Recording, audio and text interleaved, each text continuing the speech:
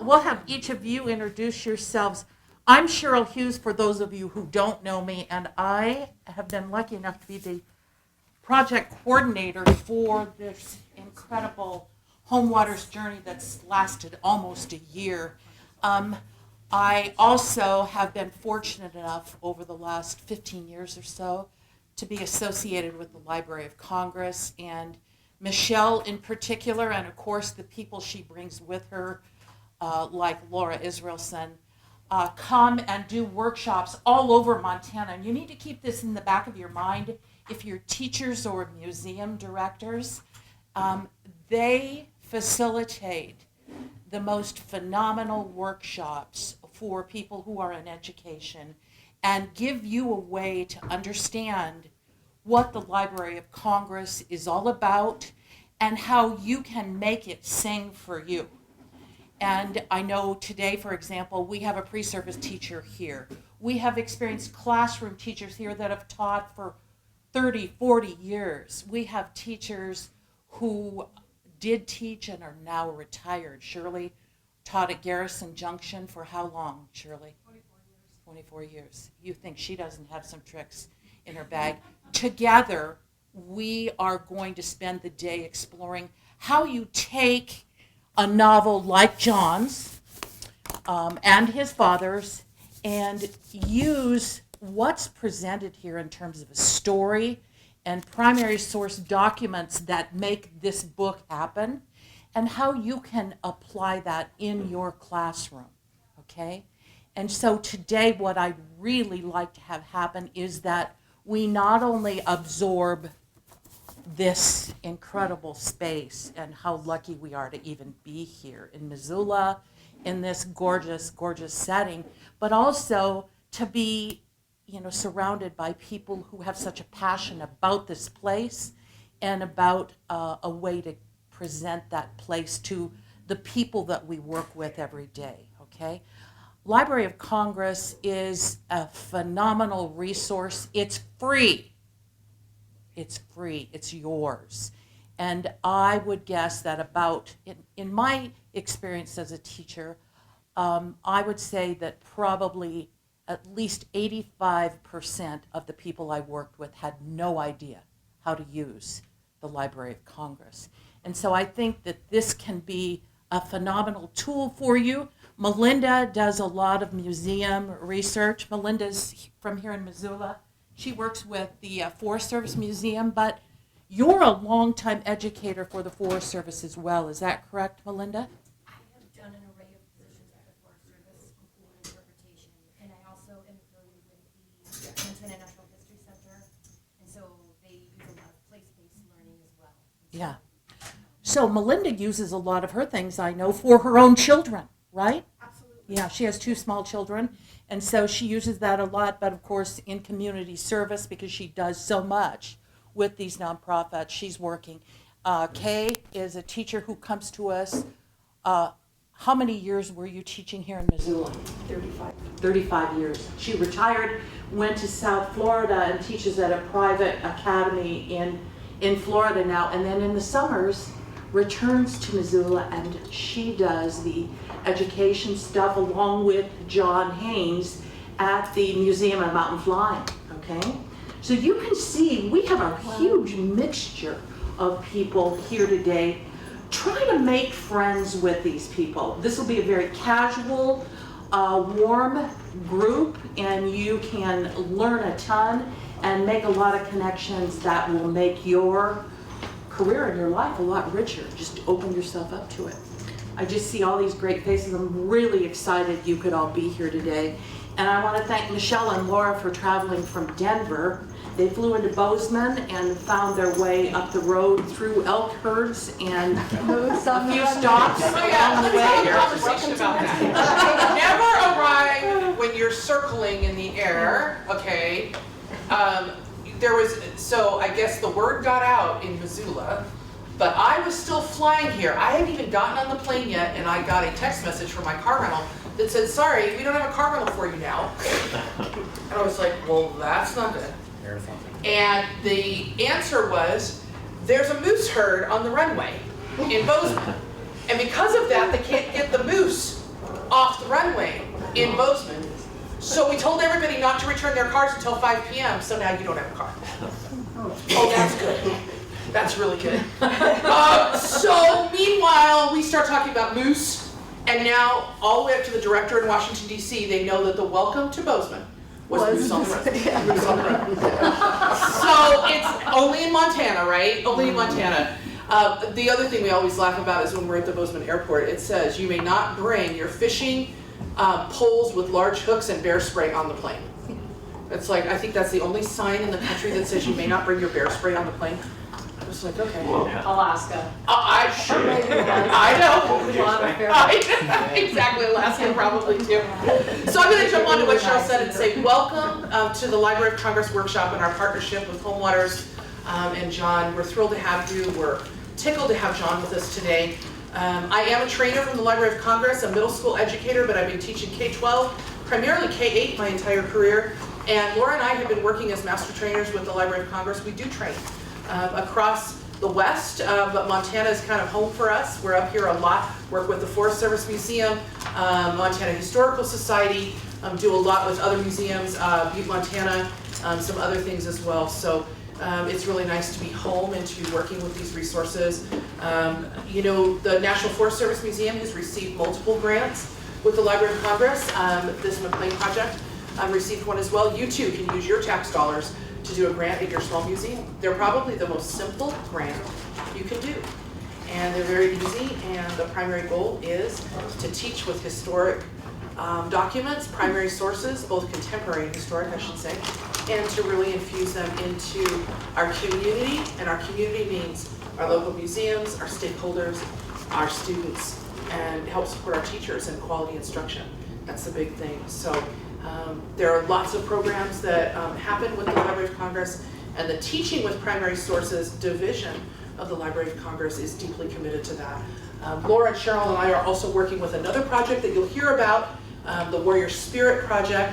The Warrior Spirit Project is documenting and writing lessons about the Native American service record of veterans across the country in honor of the new National Native American Veterans Memorial that's going on going up. It's already up, but it's being christened this November in Washington, D.C. on the Mall. It's the newest memorial that's right on the Mall. So that christening, and the Pershing Memorial, there's going to be a couple going on right around Veterans Day. So we welcome you. We say thank you for being here. As Cheryl said, it's very casual. But we're going to throw some strategies in here. You're going to have some one-on-one time with John in person, for those of you who've been online with him, which is really great. And I think that's a big thing. Laura and I are also tech geeks, so I'm going to let you know this. You're going to get tech. It's the way it is. It just kind of happens in life. And we're going to give you a resource sheet with QR codes today before you leave. We're actually going to hand it out in just a tad as you're working on a project that an activity that we're going to do to start us off. But with that, we're also going to give you lots of resources. We're going to give you a QR code that goes to a master folder. That is, for those of you who've been online, all the resource lists that we've given that support the readings of the books, all the primary sources, but some ancillary materials, slide decks, and some other things that we've collected as well that even you haven't seen. And so we'll share those with you. We're going to work on 2 different strategies and talk about some place-based learning this afternoon. So Cheryl, do you want to start a get to know around the room really quick, and then we'll start in with an activity? That's terrific. Why don't you start, Kay? Go for it, Kay. I'm Kay Ebelt, and I taught here for many years out at Target Range School. Retired in 2017 and moved to West Palm Beach, Florida, where I teach at a gifted school, private school. I didn't apply for that job, they recruited me. And I thought, well, why on earth would I want to leave Montana? And they just made me an offer I couldn't refuse, and my brother said, you've lived in Montana 35 years, go have fun. So I moved to Florida. And I said, well, I still can't give up Montana. So I work with John at the Museum of Mountain Flying, and I'm a pilot as well, so I fly and do a lot of backcountry flying while I'm here in Montana. My name's Michaela. I'm a teacher out at Shepherd, which is Billings area. But my grandparents live here in Frenchtown. this training was really convenient to see them, and also it's Perfect. and have a babysitter for my kids. So, and it's primary sources, and I'm a history teacher, so trying to find right ways to incorporate that. I'm Andrew. I'll be a first-year teacher at Washington Middle School here in Missoula, teaching math and social studies, so just stoked to be here and learn. Wonderful. Hi, I'm John Haynes. I'm the volunteer coordinator at the Museum of Mountain Flying, and I think it's been called the job that's jack of all trades and master of absolutely nothing. But I think Cheryl approached me about joining this group, and at first I was like, at the time I was pretty busy with stuff, and I unfortunately didn't say yes right off the bat. And I wish I would have just jumped at the chance right away. It's turned into a really neat, amazing experience. It's really helpful for us. We're a very active museum. Our airplanes actually still fly. And Miss Montana will be in Thompson Falls tomorrow. If anyone's interested in making the trek up there. The plane, not the attractive 20-something.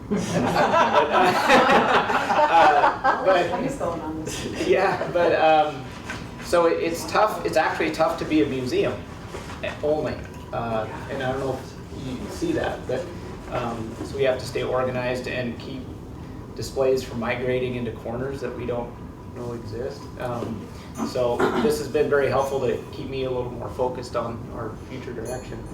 And also, if you're interested, Mr. Maclean's going to be speaking in Paradise, Montana on Tuesday evening at 6:30, and that wouldn't have happened without this either. So can't wait for that one. Tell me a little bit about what the location is for the speech. What I want people to see, the web. This really is a web, and it can turn into such amazing things. John took this opportunity to just reach out to John N. Maclean and say, I have a funnier way of saying oh great, do it, do it. So I was like, when you asked me, I was like, oh, okay, but how do I organize it with other people who are really busy? And I'm really glad Kay was able to jump on it from Florida. And so I finally said, okay, fine, we'll do this. And then, but at first, I asked him, do you want a tour of the museum? Because Miss Montana is in Young Men and Fire. It's the inanimate object outside of the actual fire that is still kind of with us. And so Brian Douglas and myself took him on a tour, and he actually got, I shouldn't say this, but he got a little emotional, so we did too, because it's a powerful thing. This is something that we have here in front of us that's connected to those folks who passed away at Man Gulch. So we're in with the book club, and I all these discussions centered around the rivers and water and fishing. And I used to be on the Arts Council in Sanders County because I lived in Plains at the time. And I said, this is more fitting for Paradise, the Paradise Center. And the town of Paradise is economically, shall we say, your average income there is your Social Security benefits because your average age is above retirement. But the Paradise Center is a diamond in that small, it's incredible. And so I thought, well, the worst thing you could do is say no. So I asked him to go, and I thought, I'll probably have to wait a few days to get an answer. Within a few hours, he goes, I can't turn down a trip to Paradise, I'll do it. And then all these things, because I offered up a plane ride up there without asking any pilots. And Brian Douglas says, yes, I'd love to. And Brian wrote a book about our experience going to Normandy. So there's going to be two of my favorite authors in the front of the airplane, and I get to fly with them on Tuesday. Nice. And that's cool. It's going to be amazing. And then he got back to me within a few hours. It was like, okay, good, this is meaningful for him. It's not just I'll go and do it because somebody asked. And then I worry about the details, like how much do we pay him? It's free. He's not charging us anything. Mm-hmm. And that's a huge thing for a small, that you can all relate to it, for a small organization like the Paradise Center. Really, John, it is, what I'm saying is, ask the question. Ask somebody to help you. Exactly. Yeah. Just ask. Don't be afraid, because there are two answers, yes or no. You're no further behind if they say no. But if they say yes, imagine the possibilities. Yeah. And you know, for those of you who don't know my backstory, but that's how all of this happened, because I dialed John Maclean about 12 years ago on the phone and asked him to help me in my classroom. He could either say yes or no, and guess what? Yeah. He was all over it. He It's was all great. over it. Yeah. And ever since then, we have done project after project. So yeah, it's, that's what I'm after, exactly what And John some was of the saying. folks that are involved with it up there, one, I shouldn't, well, I'd say that a lot, but one person that's involved is a water rights judge at the federal level. And I think it could end up being a long-term, really interesting conversation. And his wife's an amazing artist. Another guy retired at age 45 from Apple and moved to Western Montana, and he was 3 doors down from Steve Jobs. So there's all these really interesting connections. And then other people are involved with it are 5th, 6th generation Paradise and Plains people. So I hope I can help. yeah, 6:30, Paradise Center. Okay. Don't mind See the if jump the cars. plane's big Said for the- Ask if the plane is big enough. Oh, he's not gonna pick me up. He's going to Sealy to get John. It's starting in Missoula. That's true. Sure. I'm Shirley Peters. I retired from Garrison. It's been 6 years. Share what Garrison means.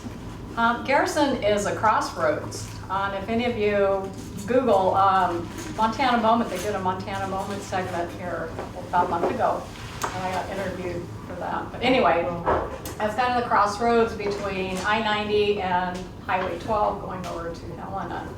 We sit on the Clark Fork and Little Blackfoot River.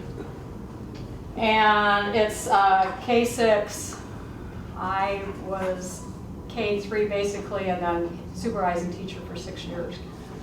So we got involved with the Home Waters Project. It was a crazy fall.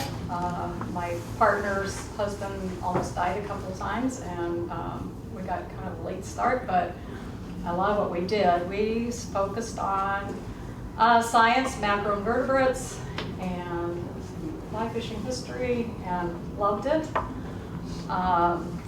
And I met Cheryl 2018, I think. Went to a workshop that was sponsored by the Forest Service Museum, and learned about Library of Congress. Of course, I was already retired at that point, but I have used it in my own research and things. Got headwatered into just like, you start looking at things and then you go down another rabbit hole, another rabbit hole, and trying to bring it all into just one little.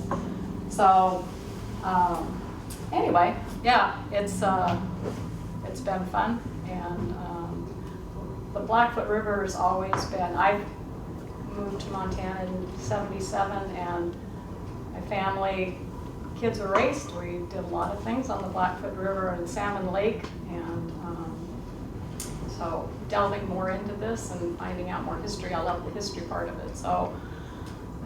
Well, and Shirley and her partner, Deb Crow, Deb also taught at Garrison Junction School. Deb just retired as well, but they put together a whole program and delivered it to the school, to the teachers there. And they took their stipend and just threw it all right back at the community school. We're doing it for, we focused, because it was supposed to be like a museum and thing. Well, we asked Garrison to be our sponsor, and then what we did is we took our stipend and we're going to present a program to all of the rural schools in Powell County. There's 6 of them. There's 6 little schools, and some of them like Helmville, Ovando are sitting right in that valley. And then of course Avon, Elliston, Garrison. Unfortunately, Gold Creek is closed. We didn't have enough kids this year. So, but anyway. So that's that's how we did our project. So, and excited to launch it next September. I'm going to present it to the teachers. Yay. So, Thank you, Shirley. Good morning, I'm Melinda Godry. I have been with the National Museum of Forest Service History for about 5 seasons and have had the great fortune of working both with Cheryl Hughes and Michelle doing various educational workshops. And so when I saw this opportunity, I knew this is something that would be really purposeful and enriching for me personally and professionally. I also work with the Montana Natural History Museum as a visiting naturalist in the schools program, which is a field-based elementary program for 4th and 5th graders, servicing over 30 different public schools here in Missoula County. And a lot of those programmings rely on STEAM or STEM approach and also place-based learning. And I have a family, and coming off of a Forest Service background, I've worked in various capacities with the Forest Service, including interpretation, archaeology, and wilderness ranger.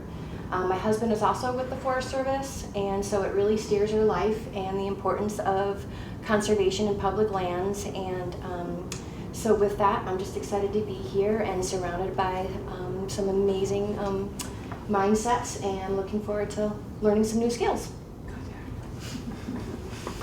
I'm Laura Israelson, and I'm here with the Library of Congress, but my background is I've been a librarian for years, but also a classroom teacher, and I've moved into the role of a technology integrator and digital coach for teachers. So you can imagine what happened to me over the last 3 years in building online curriculum and helping teachers navigate and kids navigate one-to-one. So that's been interesting, but I got involved with primary sources. I went to, much like you, a workshop, I think, and I'm sure you wrangled me into it about 2007 or something when I first met you. And just the power, she is a good wrangler, but the power of inquiry, the power of working with kids and seeing how they respond to primary sources rather than just the textbook resources or the traditional things that we had done with kids, that I was immediately hooked, and I've been on board ever since. So do a lot of technology, and we've started doing a lot with technology and primary sources, and trying to capture that trend as well. So. So I'm Aiden Courtney. I'm a grad student here at the University of Montana, and I'm also an intern at Fort Missoula here as well. I guess, at the university I also work in IT, which is funny because and that I'm not even a computer background. I just picked it up as something to do this last year, and because you won't be sorry. because of that, I'm actually, my project at the fort is to create a virtual tour of the lookout tower there. It's something I'm still in the works on, because some things it's trying to figure out what works best with how to do that. We have a connection for you. Yeah. We do have a connection with, but we Let's also, have archaeology. yeah, let's show you that, remind us. Oh. And also, we had kids build historic places in Minecraft. Oh, I've thought about that before. It was Oh, something it that's was awesome. rock star. Yeah. Yeah. Awesome. Kids are surprising. Uh-huh. And they have no filter, and they have a true belief in what they're doing. Mhm. Harness that power. Yeah, It's going to be pretty cool. definitely. Yeah, one class we actually have to take with the program is an ed tech class, so we really incorporate a lot of technology now within education, especially this last couple of years. So yeah, I got probably another year I think left, because I picked up another certificate at the university as well, and that's in public history. That's how so, they get to- yeah. Public history. Yeah. Yeah, you're talking to Miss 5 majors in 5 years. So Yeah. I get it. Yeah, but public history would be a rock star endeavor as well. Mm-hmm. Yeah, I've done 2 classes so far. I did a Missoula public history, then a plagues public history. And with the plagues one, I did the 1918 flu in Missoula. And they actually used my paper as the main project. Really? For that, Good so for that was you. pretty cool. Yeah. It's a little timely. Yeah. There's a primary source running around. There is, from it's right the- there by the window. Yeah, Uh-huh. from the 1918 flu. You may Okay. notice it. Oh, yeah. Uh-huh. Go ahead, Suzanne. Oh, okay. So Cheryl and I met over the museum, the National Forest History Museum projects out there, and she kind of recruited me because of oral history. I did the oral history project in the Swan Valley, north of Seeley Lake. been up there. I have been up there for 40 years, and we started the Oral History Project in 1999. That project ended up going on for 10 or 15 years. So I've been passionate about oral history for a long time. Through the course of that, I met Bud Moore. I'd known him before through the community, but Bud Moore and Norman Maclean were really good friends. Bud Moore was he retired from the northern region as deputy, as head of the fire and air operations out of the northern region, but he had come back to the northern region after being assistant chief of the Forest Service in Washington, D.C. So his archives were important, and we spent 7 years putting his archives together for the University of Montana. And that's now over here in Missoula. Speaking of which, he had a lot of recordings about air accidents over the course of his career. He was with the Forest Service for 40 years. He was one of the last. Probably some of my relatives. They're probably some of my relatives. Well, I don't know about that. The most recent one was on the Clearwater Nez Pierce. They just did the 50-year memorial service for the one at Moose Creek. There was an air accident there. Yeah, And If you wanna- he does have a story about that in the recordings. He was on the Lolo when that happened, so he wasn't on the Selway Locksaw Clearwater when that happened, but he was called to the investigation. So he described some of that investigation and what he knew of the pilot and all of that. So it's an interesting recording. But my oral history interest with the primary sources is, where are you guys at with the technology? I'm trying to find those oral histories nationally, because so many people go through Region 1 and then go on to Washington and different regions, and boy, those oral histories are out there, and how do we get to them? And Seeley Lake, especially with the history of the smoke jumpers in this region. I think as technology continues to change, Yeah. and as the library strengthens its networking and breadth across the nation, it's always been our nation's library, right? But it's important for us to understand that we have lots of national entities that are government entities that have these collections, and it's a matter of these entities talking to each other as well. We're lucky that as our nation's library, Library of Congress, they're starting to pull those conversations together. And the Teaching with Primary Sources program really makes an effort to do that through these stakeholder projects, because that's when these things surface, right, and can connect, and that's really important. So they are working on it. It's just taking time. I can say that when Laura and I started working with this in 2005, 6, right in there, they used to say, oh, well, we have 3 million digitized sources. Now we say, oh, we have 150 digitized sources. It's, as technology moves forward, those networks and those abilities to work together really have expanded exponentially. It's coming. It's just taking some time. We want our hands on those sources. Yeah, so that's what I talk about IT. It's like we need to know how to get them into our local museums and how to make them accessible to our kids and our students, because they, what you're saying is they want their hands on it too, and once we make them realize they can use those wonderful minds to find that stuff, and then we bring our elders, our community elders, into the classroom and connect them to make them see the power of that stuff in our archives as primary sources. I mean, it just opens up this whole world to those young minds. Let's talk some more about that this afternoon. I really want to. Suzanne is passionate. Yeah. But there's some opportunity there, so let's talk at lunch. And Yeah, and I'll I give really you some want to. I want to avenues. go someplace with that. Yeah. Me too. All right. I'm Shirley Thompson. I am the president of the Seeley Lake Historical Society. We have a museum. We are very uniquely placed for this particular project. These books were written in Seeley Lake. We knew Norman Maclean. We know John Maclean. We're helping him fix his ice house. My husband and I met Norman when we repaired his outhouse. So it is a unique project for us, and my statement during the application process was, we need this grant because our children live here and they should know their personal history and relationship.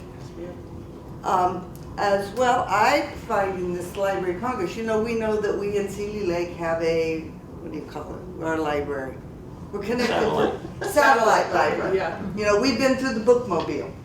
And we've had library, our church had the library at one time, the books are hauled back. Now we have a satellite library, and then we have the county library, and now we know about the state has a library, and I never realized that the Library of Congress was available to people. I always thought it was that hoity-toity thing for important people, and that It is. so Go with that. that was really the most enlightening part of this I've gotten.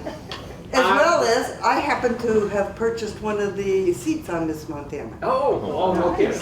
Yeah. So when you fill out your email, put that statement in there, because I think the library needs to hear it. Because they're about their communities.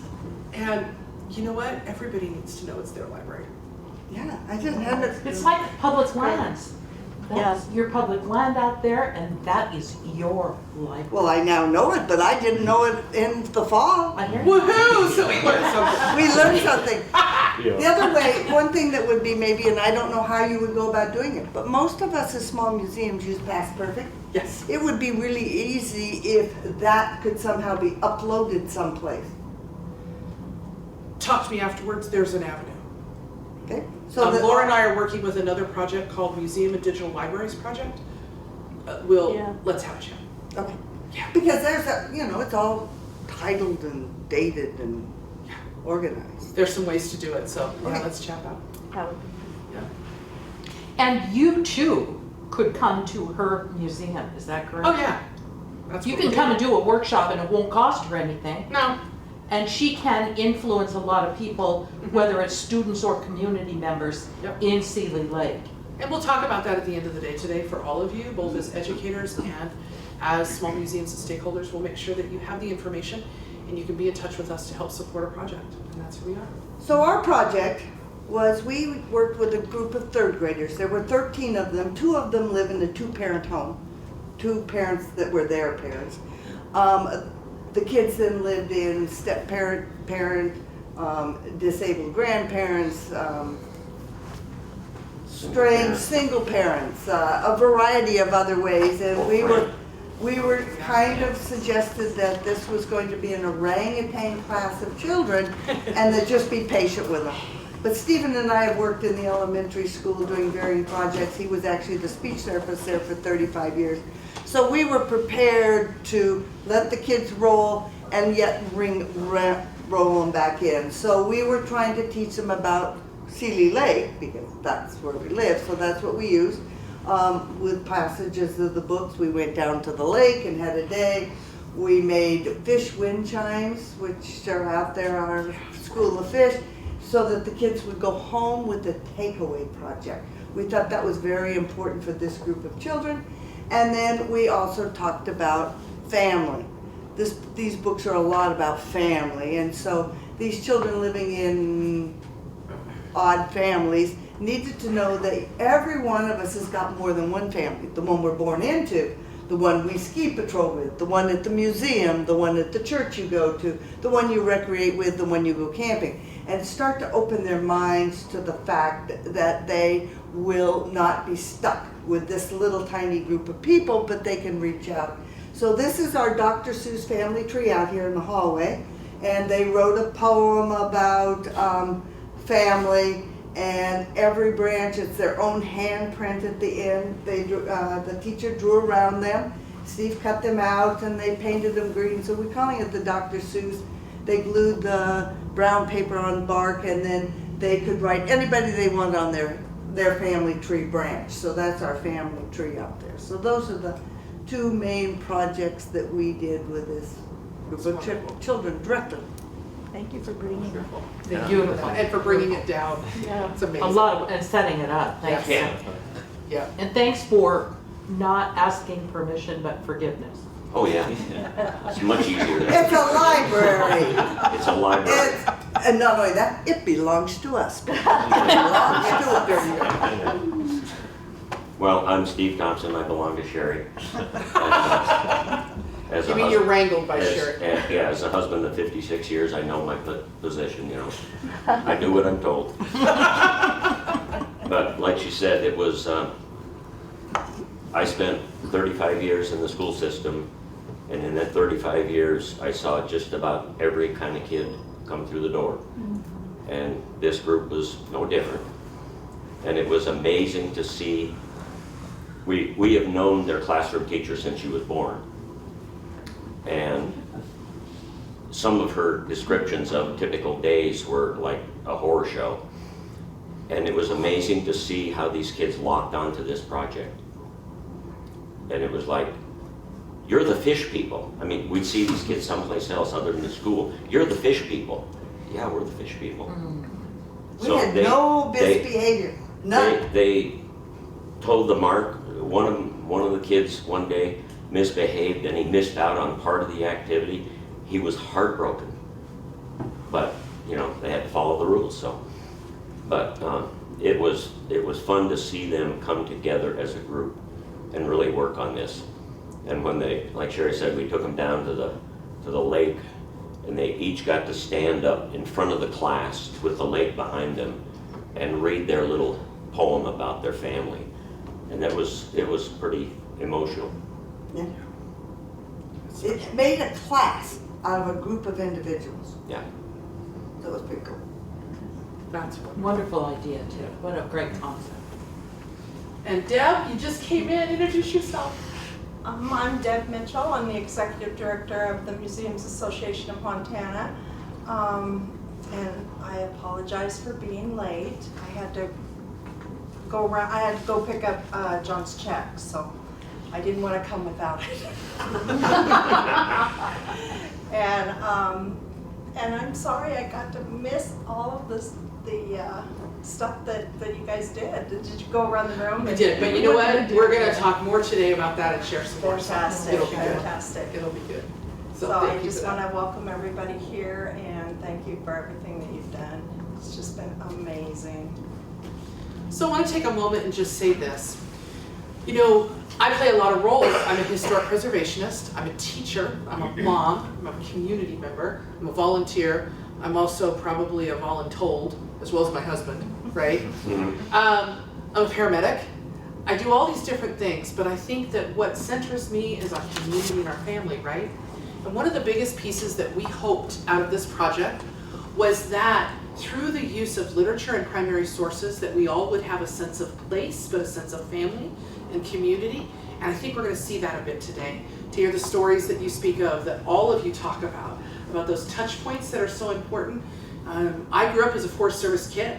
My dad installed the internet in the very first Forest Service offices all throughout Montana and Washington and Oregon. And we have oral history to that in my family. And I went with him. I pulled cable and carried those computer boards out to these small offices to bring communication to our Forest Service professionals. And so Montana's always been like a second home. For many of you guys, it's a second home, a first home, a vacation home, a here home when you have a there home. We hope today that you'll get that sense as we continue to talk about the book. But I want to let you know that Your Nation's Library has a commitment not only to primary sources and to collecting the best resources for our community and our teachers across the nation, but they have a distinct commitment to a community of stakeholders, which is everybody from 0 to 100 plus. And they find unique ways to bring people together. And this project was really unique in that it brought small museums and teachers together. And as somebody who, you know, John, I know what it means to be a really busy museum and you have no capacity, like very low capacity, right? You're the director and somebody else, and you're volunteers, and you pray your way through events. And we all know how that runs. Because I'm involved in some of that, and I get it. But here's the power of this. Your small museums through your library can also put on programs with support from your TPS staff and from the Library of Congress to do something meaningful. So if something in your community touches your heart and it has a touch point with primary sources, oral histories, community artifacts, things that are special, maybe the Library of Congress is something you ought to think about. And if it's a next step to a John Maclean project or, you know, something special, great. Something else I'd like to mention too is the Library of Congress holds the Habs, Hell, and Hair collections, and we'll talk about that, which are resources that showcase historic places across the country and really showcased through photography, but also architectural drawings. And that collection is very, very special, and your nation's library holds that for the National Park Service, because many of you may be a registered historic site, and teachers, you've got registered historic sites just when you walk down the block, depending on where you are in your town, right? And that could be a local, a state, or a national registered piece. So now we're going to get you up, because we're not going to talk, this is the talk at you part, we're done with that. John's going to be coming in just a bit, but we want to take a look really quickly at the primary sources that are around the room. And this means we're going to ask you to move in just a moment. But before we do that, I want to talk to you about what's in front of you. We've got a sheet of paper there that you can fold in half. It's got a fish on it. You can use that for notes. We're going to do an activity today. Your agenda is there for you. There's an I am poem we're going to work with later this afternoon. In your bag, the Library of Congress always likes to send something. Laura and I are huge fans of stickers. And I will tell you, we were all over, we're teachers, we were all over this. Gotta love a good water bottle sticker or a computer sticker. It's on our computers. This is the Library of Congress, LOC. My kids remember this as a teacher, so as you're teaching in your pre-service, lock.gov. That's how we tell the kids. Just go lock.gov. And that's loc.gov. This is a magnifier we're going to use later, so if you're old and getting blind like me, it really makes a difference. And then this small piece we're going to use as well. So all these things, these are, you're going to take home. We gave you a mask if you want to use one and feel comfortable with it, or not. I will let you know, I don't have one on right now, but I am quadruple vaccinated and I'm looking healthy. And PCR tested before we came. So, you know, we're trying to work to make sure that we've got a safe environment for you as well. The book that's in front of you is yours to keep. If you open it up, it's signed by John. And it is autographed, and that's a very special endeavor that Cheryl embarked on with HarperCollins to make sure that you guys had a copy. Some of you all received one if you were part of our project, but we hope that you'll take this, and if you have a copy of Homerunners, we're going to ask you to do this. If you got a second copy today, share it and pay it forward. Give it to somebody that this will be meaningful and special to. And maybe that's a student, maybe it's a parent who remembers the place, and then hopefully today you can tie some of the things and the primary sources that we're seeing here to the book, and you can share the QR code and the resources we're going to give you with that. So in just a second, you can put everything aside. You're going to get comfortable in your space, and we're going to hand you a quote. And the quote that we're going to give you is a quote from Homerunners, and we're going to ask you to take a gallery walk. This is a term for looking at the different primary sources that are hung. Make sure that you're looking all throughout the room. There's multiple primary sources that are put up, and we're going to ask you to find a quote, find where your quote matches. And we're going to ask you to hang that quote next to it. Now, to do that, you're going to need a small piece of blue tape. So you're going to have to come up here and get some painter's tape. We did bring painter's, so hopefully the librarians won't kill us.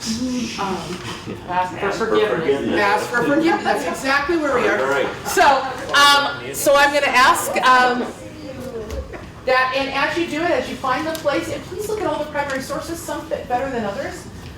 Hang your quote, and then we're going to choose a few pictures and have you guys share out. So we're going to do this for the next 5 minutes. You take a break and refill your coffee, juice, grab a Danish, and I'm not taking all this back to the hotel, and neither is Cheryl. So you better be eating through the day. So just let you know, okay? So I'm going to give you a piece of blue tape. Hop up and take a look at the primary sources. Yes, your quote with your primary source. So really quick, let's share out just a tad. It'll be interesting when John comes back in to have him take a look and see as well. So do you guys know the concept CER in Montana? Do you know what I'm talking about, CER? We use that a lot for national testing. Don't start me on that, but you know, we're all there, right? Yeah. But national testing, claim, evidence, reasoning. So you have kids make a claim, they provide evidence, and they have to reason through it or justify it, okay?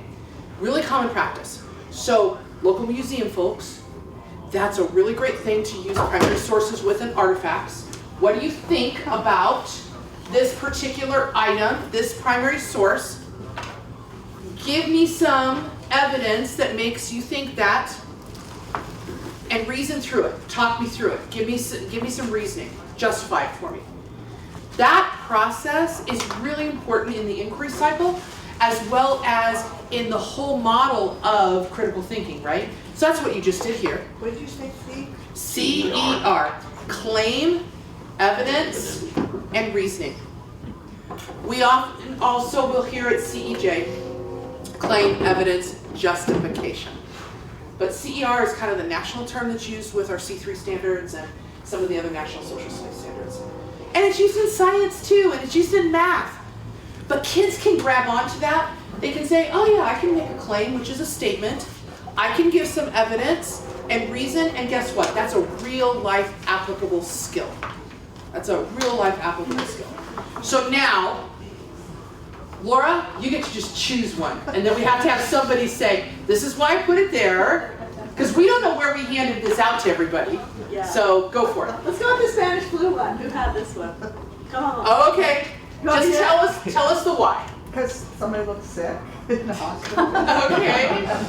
All right. So it's interesting in chapter 5, he references that they recorded the Spanish flu had infected the post and 25 men had been quarantined for examination, and then the disease traveled through the troops. So then this leads into a whole conversation, right? So your justification was kind of, well, it looked like there were sick people and there was, but what else could you infer or justify, or how could you go deeper or make more connections to that? It may take some further research. It may take some, Right. there's no reference to the Missoulian. I mean, there's no reference to. It does say the Missouli. I mean, in the Oh, text, in but the- not in the Right, picture. right. I mean, So it's giving you some clues to go to Google them, or to look up the Missoulian article itself. look it up, or look up the Spanish flu, or I didn't realize that was in Montana, and right now I'm going through COVID, so look what happened here. How does that relate? Like, we can start down those inquiry paths very easily, right? And I love that. One of the other pieces too is when You we can talk put is. that basket outside. It's in Oh, the your basket. Oh, we'll move it in a minute. Oh, Don't okay. worry about it. The other thing that is really interesting to have a conversation around with that is also when we're matching up a piece of text along with a primary source. They're actually both sources, right? You can use this as a beginning activity to get kids interested to move on to that next step of research, right? Or you can actually give them the quote in a series of primary sources and use it as what we call a summative assessment, right? To really capstone their learning and have them go through where they've already built that piece out, right? So this happens so often with photos that are in the Library of Congress archive. You just have a photo. There's no names. All there is maybe a photo and a date. Sometimes the location of where it was. It's gotten a little bit better with back Okay. matter. If you Okay. if you click on it and go into the back matter, you sometimes will find a little bit more. I think a lot of times what helps with the Library of Congress, and Laura and I have found this, is if you go into the back matter and dig down and see what keywords they're using, those keywords will give you clues as well as to the context of the photo. There's It's- also we'll give you that today, some links to resources, and there's some better ways to navigate That's what we through the That's- Library of Congress. That's the only reason you And came. welcome to this afternoon. We're going to talk to you about this afternoon. So you're over here thinking, I'm a billionaire soon. The star. More links, more Great links. conversation. There you I want to hear more about this one. Go for it, Laura. What's the quote? Can you read it to us? There's two. Norman worked on the backcountry cruise for the Forest Service in summer, started at the age of 15 when World War I drained the woods of manpower. And then he was a great boy and took his boyish spirit with him into manhood's estate and up into the place of battle where brave men laid down their lives in that bloody struggle of which history will forever speak with awe. Today the tree is gone, but there's a World War I memorial in front of the courthouse with a statue of a doughboy and the names of Missoula's war dead. All right, who put their quotes up there? Own it. All right, John. There's one. Okay, you guys. So go ahead and start. Well, I had the first one about working in the woods, and I kind of thought it would be that one over there, but that looked more like a Native American. Oh, right here? Yeah. Yeah. So I, That's Trail to the Buffalo. oh, okay. And so I went with this one, without the working side of it, but the folks going to war. It's okay. So mine was the second quote, and just what I know about the courthouse here, there used to be, like, the statue used to have a lot of more trees and plants around it than it does now. It's pretty bare, in my opinion, how it is now. And then just talking about the Doughboy statue in the quote, it made it seem pretty reasonable. It's related to it with those two pictures. Yeah, I think the quote actually is John's backstory about a young man that was part of the parish in his grandfather's parish here in Missoula. And I believe it's Dornblazer, and Dornblazer Field is named after him. I think that's what it is. So kids would glom on to the Doughboy and want to know more, but I heard you with a personal connection. Oh yeah, so I don't know where I've seen pictures. It's just they had the Doughboy statue, but then there's trees around it. And just being a lifelong Missoulian, I was like, there's no trees around that anymore. And then I saw that quote and I was like, oh, that's probably talking about around the courthouse, at least in that part of it. But did you say something about playing? Or yeah, I don't really know about playing. I know the city band. Oh yeah, the city band played out in at the courthouse until the 1960s, and then they moved to Bonner Park, where they are now, basically. So a lot of background over there. All right, I'm going to pull one more, and then we're going to talk about our next step. So we've got this one over here. Michelle, can I stop you for today? You can't.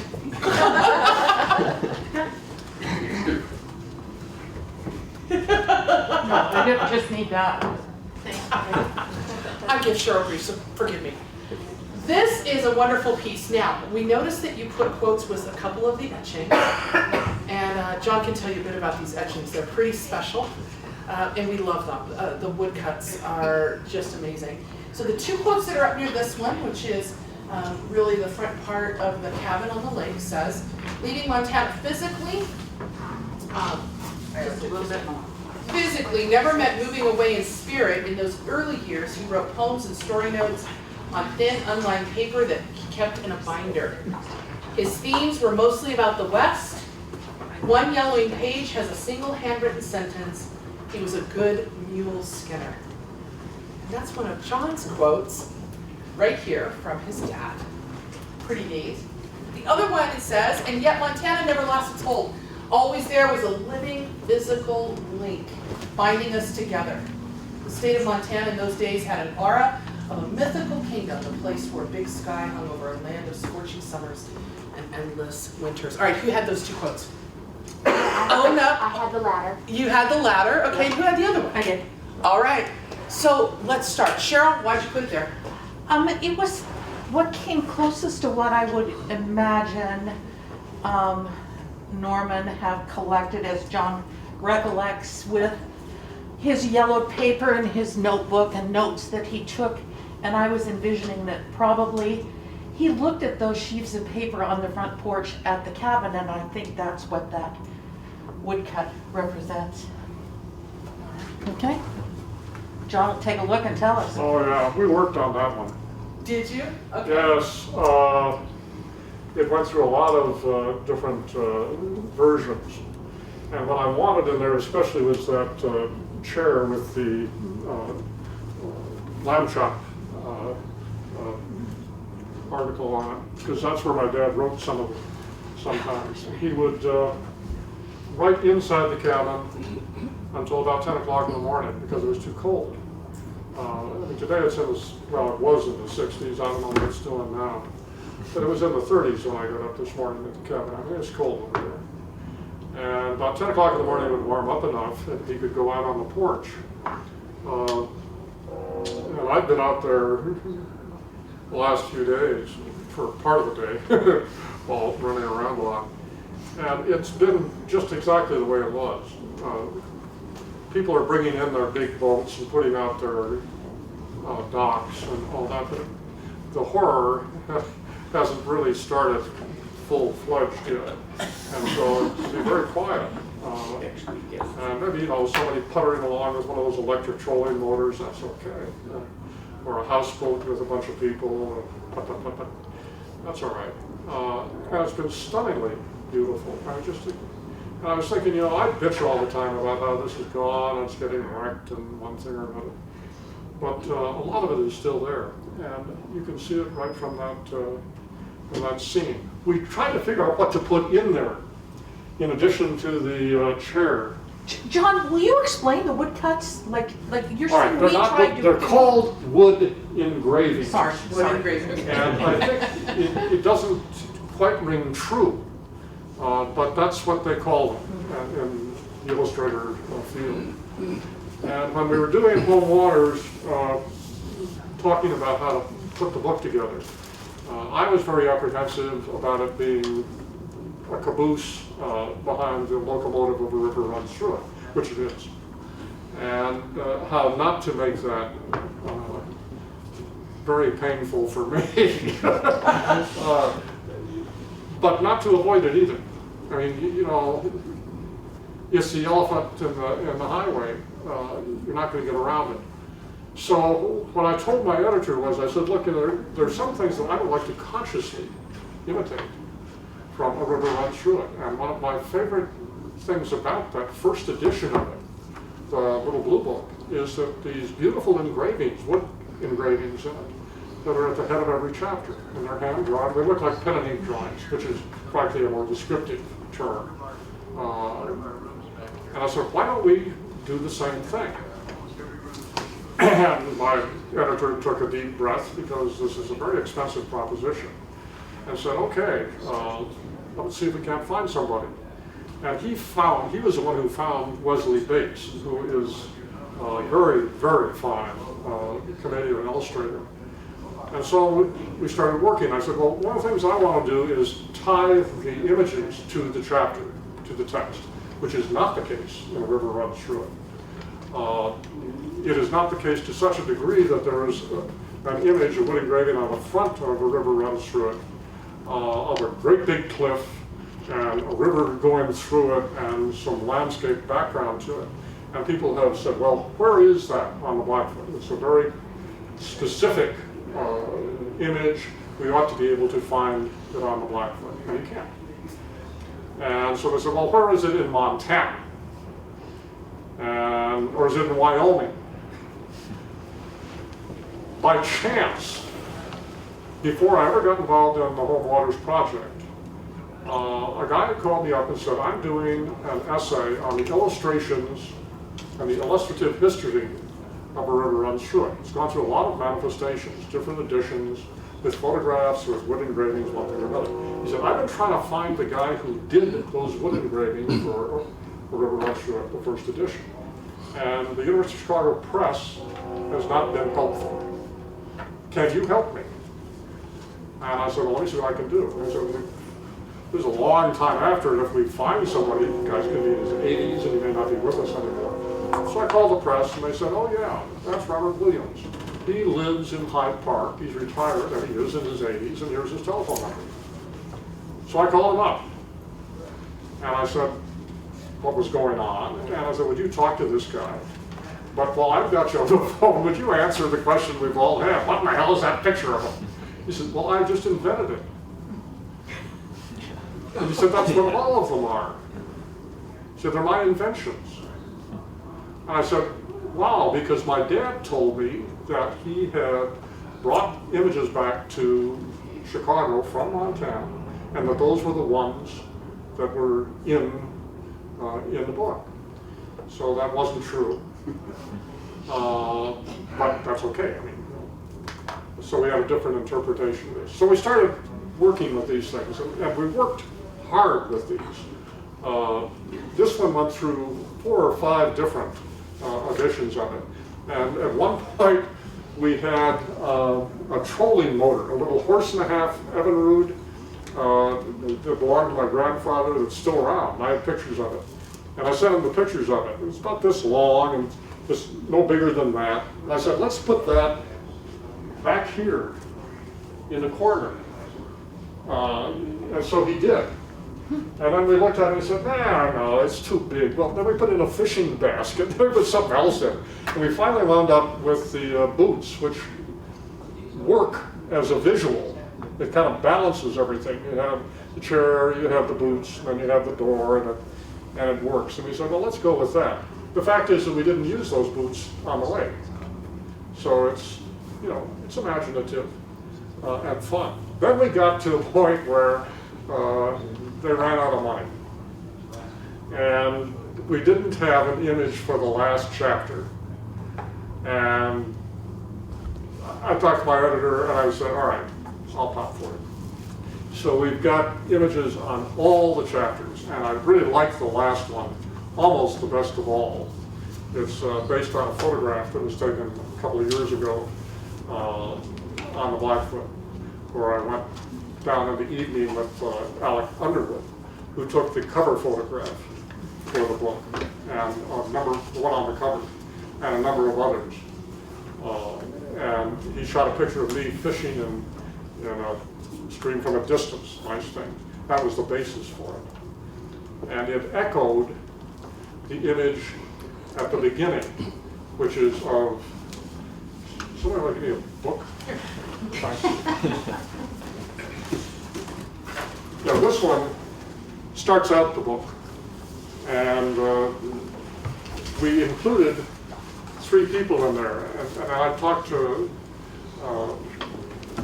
Leslie about that, and I told him, I said, you have 2 of them together, one big person and one little person, and then a medium-sized person in the background, and he did that.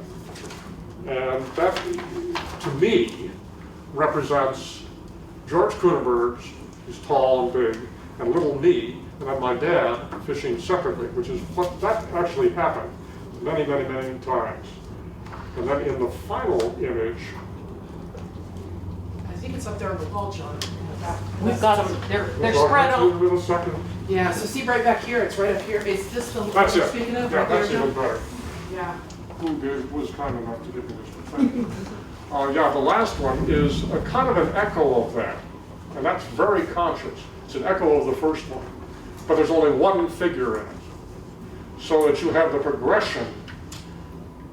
If you really get into an analysis of this, at the beginning of the book, you have this cluster of people, and by the end of the book, 2 of them are gone, and the little one has become a big one. So it's like that. Do you know, John, as many times as I've heard you talk about this book, I've never heard you explain it. No, Never heard it. That's awesome. That's great. And I figured I was on a roll. I said, you know, what this book really needs is a map. And a map of Montana with the places that are mentioned in the book all identified. And I said, I don't want some honky-tonky hokey thing, but I do want it to have a bit of an old-fashioned flavor to it, you know, and maybe little images of a cowboy or a fish or something like that.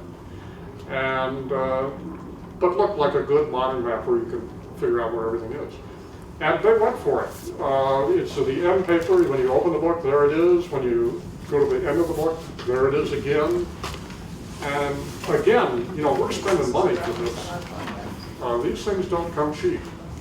So it was a collaborative with my wonderful editor at HarperCollins, Peter Hubbard, who was the one who got this book done. I can tell that story. Go for it. I never planned on doing this book. I'd had the experience of catching that big rainbow and wrote it a couple of times finally for Big Sky magazine. And a few years later, Peter was on vacation in Livingston, picked up an old copy of Big Sky, saw the article, called me, and said, do you want to do a book? And I basically said, not really. No. But when I looked at what it could be and got into it, I really wanted to do it. I really enjoyed doing it. It was a lot of fun. It was a lot of fun pushing Peter and HarperCollins. And he wanted about an 80-page book. It was just a nice little about the West. And it wound up being a 250-page chronicle that covers over 200 years, which is why it's not called a memoir. It's a chronicle of 2 centuries and on into the future. That's wonderful. And we're going to pause right there and take a moment. So we have some lunch for you all. We're going to lay out those sandwiches, and John's going to speak to us. We were hoping to be out on the patio, but since it's raining, I think we'll just stay in here. that's all right, John, and you can scoot up, we'll scoot around so you can scoot up to the table and join us and make it casual. With that, we'll take sandwiches out, take a few minutes to get your space organized a bit, and we'll move into that lunchtime conversation around home waters. John, welcome. What did it prompt you to come in and you got right in the middle of primary You sources? guys, I want to also introduce a couple of people who came in late. This is Sheila Miller and Diane and Larry Peterson, and these wonderful people are part of my book group that originally intended to meet with John last fall. We had to cancel because of COVID. They came today to hear you. Well, first of all, thank you all for doing these projects. I can't tell you what that feels like. A lot of times you write a book and it's like dropping a penny down a well and you never heard of the splash. This isn't a splash, this is a tsunami. And it's just, every time I read one more description of what's being done, I think, my gosh, that's great. And I've picked it up and I'm trying to talk about some of the things that you're doing that have a life beyond the book when I do give presentations. Once I get a little more formalized idea of it all, Cheryl Hughes in touch, I will probably do more of that because that's a big part of a book. Does it just come out and people read it, like it or not, and then it dies? River Runs Through It came out and grew year after year after year. Started out with a very modest circulation. First printing is 1,500 copies. The English Travel Press didn't really believe in it. And within that same first year, 1976, they had to print an additional 3,500 copies. If you can get either one of those printings at a reasonable price, you can have something that's very valuable and resell it at an unreasonable price. The photo on the first one is on backwards. Say again. The cover photo on the original one, the picture of They Seeley printed it Lake backwards. is backwards. They have the Clearwater River running north. Uh-oh, local history. Well, they say those off prints are worth more money yet. That's like a stamp that has the wrong face. Yeah. Well, that happened. John, that brings me to another question. You told me a year and a half ago that your father never capitalized the through in River Runs Through. That's right. Would you explain that? You never explained it to me. You told me that. Oh, grammar. I had taught it Oh, yeah. forever with a capital T. Yeah, we went through that at great length with the editor. The guy who became my father's editor through Young Men and Fire, Alan Thomas. He was young when he did that, and still working for the press, and still talking. But I can't remember what I was doing, but I had to print the title of The River Runs Through It, and talk to him about that. I said, why shouldn't they all be a calf? He said, because your father didn't do it that way. And that's true. I mean, some of this is, it's not carved in stone. You get choices. And he was very careful about capitalization and grammar. And it is lowercase. A title gets to be uppercase just by being a title a lot of the time. It's the way he did it, and we have tried to, as best we can, respect the way he did it. Okay, so there's an afterlife to River Runs Through It as it grows and grows. And it has changed the face of Montana, along with the movie. The movie is now in its, this year is the 30th anniversary of the movie of The River Runs Through It. Robert Redford is still alive, and I don't know if he's still making movies, but he was a man who was not afraid to make movies when he was still very and to appear in them as an old man. That movie is an American classic. It is still popular. The pandemic gave it a jolt, and you can find it on all kinds of weird television stations, as well as a few more ordinary ones. I'm going to talk Sunday night at the end of the festival, and they asked me for a title for my talk, and I said, how about Rod's Books and Too Damn Many People? I don't know if that title has survived. Yes, it is. It's in the agenda. It is? It's on the program. Yes, it is. I'm not responsible for it. So. And I like it. It's true. Since I've gotten back just the last couple of weeks, I've had two friends of mine tell me that they've had to move out of Missoula because they can't afford the housing prices here.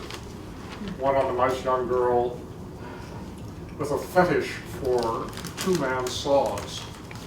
She's about this tall and that wide, and she just loves these things. And Misery. she was out at the cabin with her boyfriend, and I said, well, I've got several of those. I was going to ask if she was single. Boyfriend. Yeah. So I gave her a couple of them that we had that were used actually to build the cabin, and she's fixed them up. She's had them for a couple of years. And she got married, and she and her husband both worked, and she moved back to the Upper Peninsula of Michigan because they could not afford to have a house in Missoula, Montana. And her ex-boyfriend, who is Alex Underwood, who took the cover photograph and others for Home Waters, I just talked to him, and he's moving out of Missoula right now to Butte because he can't afford a house here.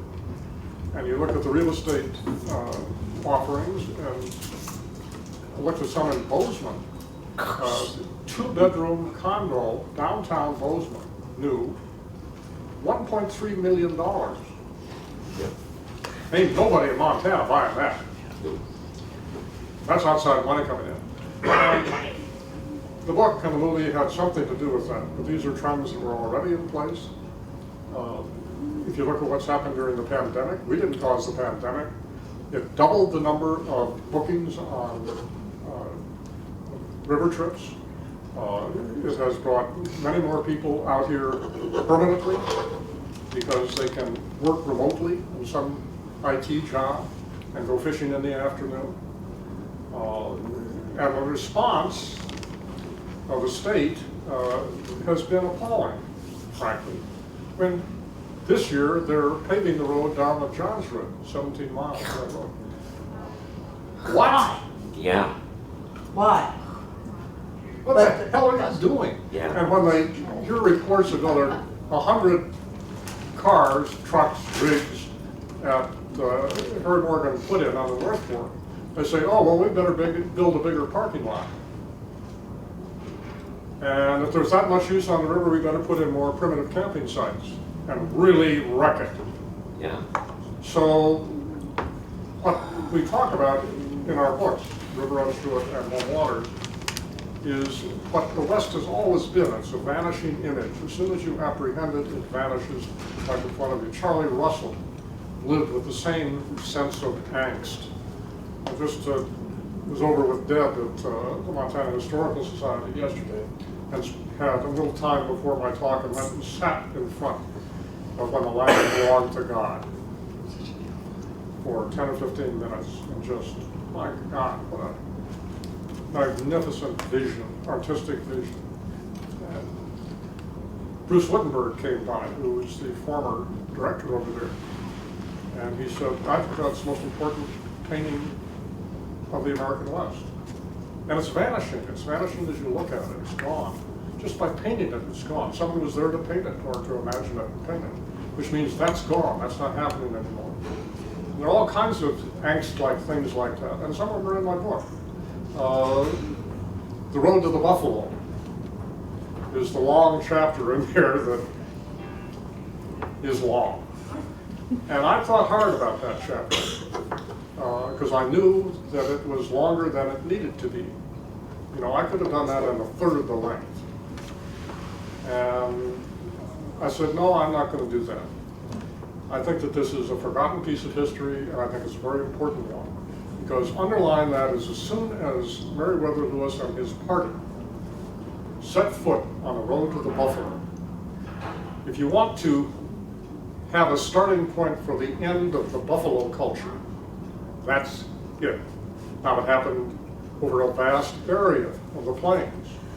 But here was a road that had been used for about 5,000 years by indigenous peoples as an interstate highway linking tribes on the western side of the Continental Divide to the buffalo grounds to the east, where they traveled often twice a year. Well, they did it in winter. Think about that one. When you drive over Rogers Pass in the winter, it can be daunting. But this was people trailing over the Continental Divide in the winter. And simply by their entry onto that road, that culture was doomed. The road was not going to function the way it had, and within a few decades, indeed, it had been taken over as a wagon road in places. There was white settlement, and that culture died. It's gone. So that's why I kept that one in there. And I think, well, you're always dealing with that, with the West, its disappearance. And you can't live like that. You have to have a more optimistic point of view about it. And it's hard to get there these days.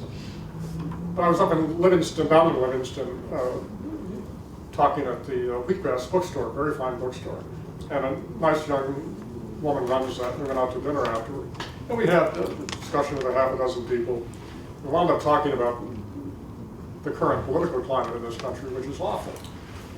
I've never seen it this bad. I've covered a lot of stuff where race riots, you know, the country falling apart, Vietnam, one thing or another. Everybody at everybody else's throats. It's never been this bad. And it was about time to get up. And they said, well, we can't leave it there. You know, we cannot leave this in despair. And I said, you know, people have a right to feel good about some things. And sometimes it's just a simple little remark like that will stick with you. And it has stuck with me. That's what I hope Home Waters does. I hope Home Waters makes people feel good. You know, that we felt good about this when we had, frankly, we had less than we have now. We didn't have electricity. Made an enormous difference and a beneficial difference at the cabin. You know, I can whip through that place without having to spend an hour to get kerosene lanterns all pumped up and, you know, taking care of that kind of thing. There have been improvements. And you can still reach back and capture some of this. And you can get some of it through literature. Yes, you have to live in the present. But when you get to be my age, you start looking around and saying, well, what's really important? Because you're not going to be around for very long. You know, is there anything you can do that would be important at this stage of your life? And there is. And it can be very small things. When I go out with a guide and fish with guides, which I never did, but now I do because frankly somebody else is paying for it. And they want me to go along to jolly up donors or whatever. I always try to learn from the guide. You know, these guys do it professionally. I've been fishing all my life, and there are lots of things I can learn from. And I do. I was out in Wyoming last fall with guys on the Snake River for a big trout tournament, the one-day event there. It's a big deal. And it's funny fishing because a lot of rich guys kind of took that river over. And it's a cutthroat fishery. And the first thing they did was say, we're going to fix this so it works for us. And they fixed the tributaries so it was good spawning. And when I was there, they had a big dinner and got up and announced and said, we have a $250,000 pledge from an old member who's not here, can't get here, and they'd like to see some matching money. And what we're going to do is fix up the rampways that are the used by the boats to get in and out of the Snake River. It's an important thing to do. Those things start to crumble and it becomes an environmental nightmare and so on. But let's see some matching money. 5 minutes, they had $80,000 pledged. So there's a lot of money sloshing around on this thing. So I fished with them for a couple of days, and it was the damnedest fishing I've ever had in my life. The guides knew exactly where the fish were. There are not many fish in that river, but they are good sized, they're cutthroat, they're beautiful. So he could put you right onto the fish. And so I was talking to the guide, and he said, yeah, you know, we really don't like it when guys get into a big fish and fight it down to another hole. You know, we try to get it done real fast. I said, why? He said, well, he said, because then the fish isn't where we know it's going to be next time.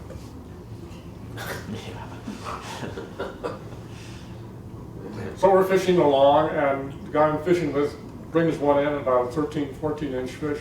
The guy looks at it. You never touch your own fish. Not allowed to. So he looks at it and says, this fish has never been caught before.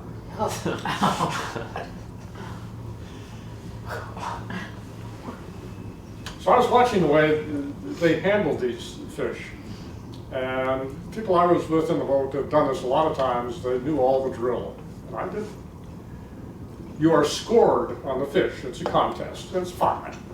And on the size of the fish. But when you're bringing a little one about that big, they would hold it up and say, do I get a tick off on the list for this? Yep. And they go, and the fish would flip off. The mandatory barbless hooks. And this isn't just touchless release. This is you don't ever get near the fish release. And I thought, that's really intelligent. And I'll be using barbless in the West, which I haven't in the past. I use it in the East, but I'm not in the West. And I'll be doing that. That's a small thing to learn. The time you want something big, you want something bigger than you are, that you can pass on. And there are lots of things to do. This is one of them. I mean, you're passing stuff on. Some of this stuff is going to have an afterlife that's going to go on year after year after year. And okay, it's based on the book, but you're doing it. Or you're contributing to that.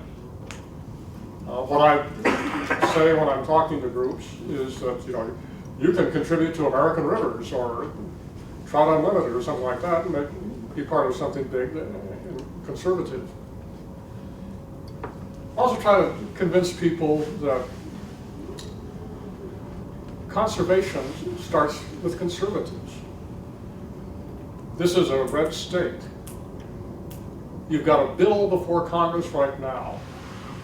The Blackfoot Clearwater Stewardship Act has been around for 15 years, and a conservative is holding it up, Steve Daines.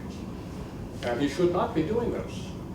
Now, he has a history of coming around at the end and supporting things that are conservation goals. But conservatives started the environmental movement.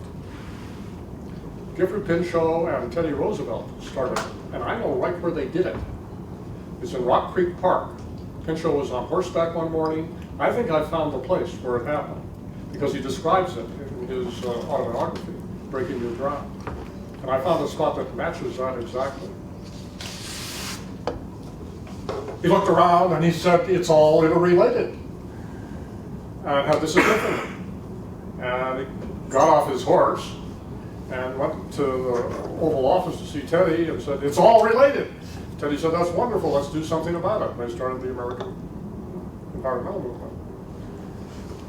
The Clean Air Act, the Clean Water Act, which were opening salvos and the restoration of the environment, were introduced and pushed through Congress by President Richard Nixon.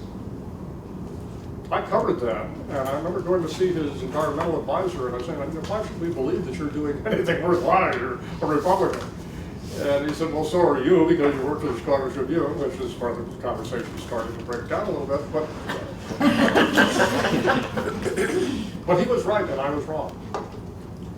They genuinely wanted to do something about clean air and clean water, and they did. And they're conservatives, and that's conservation. So in a state like Montana, that's important. The Blackfoot Clearwater Stewardship Act polls at 83% approval, the latest University of Montana poll. What is Senator Daines doing? And if you guys got ties to this guy, ask him that for me. I have been knocking him at every possible venue that I can get, by name. I listened to him last November when that bill was discussed in the Senate committee.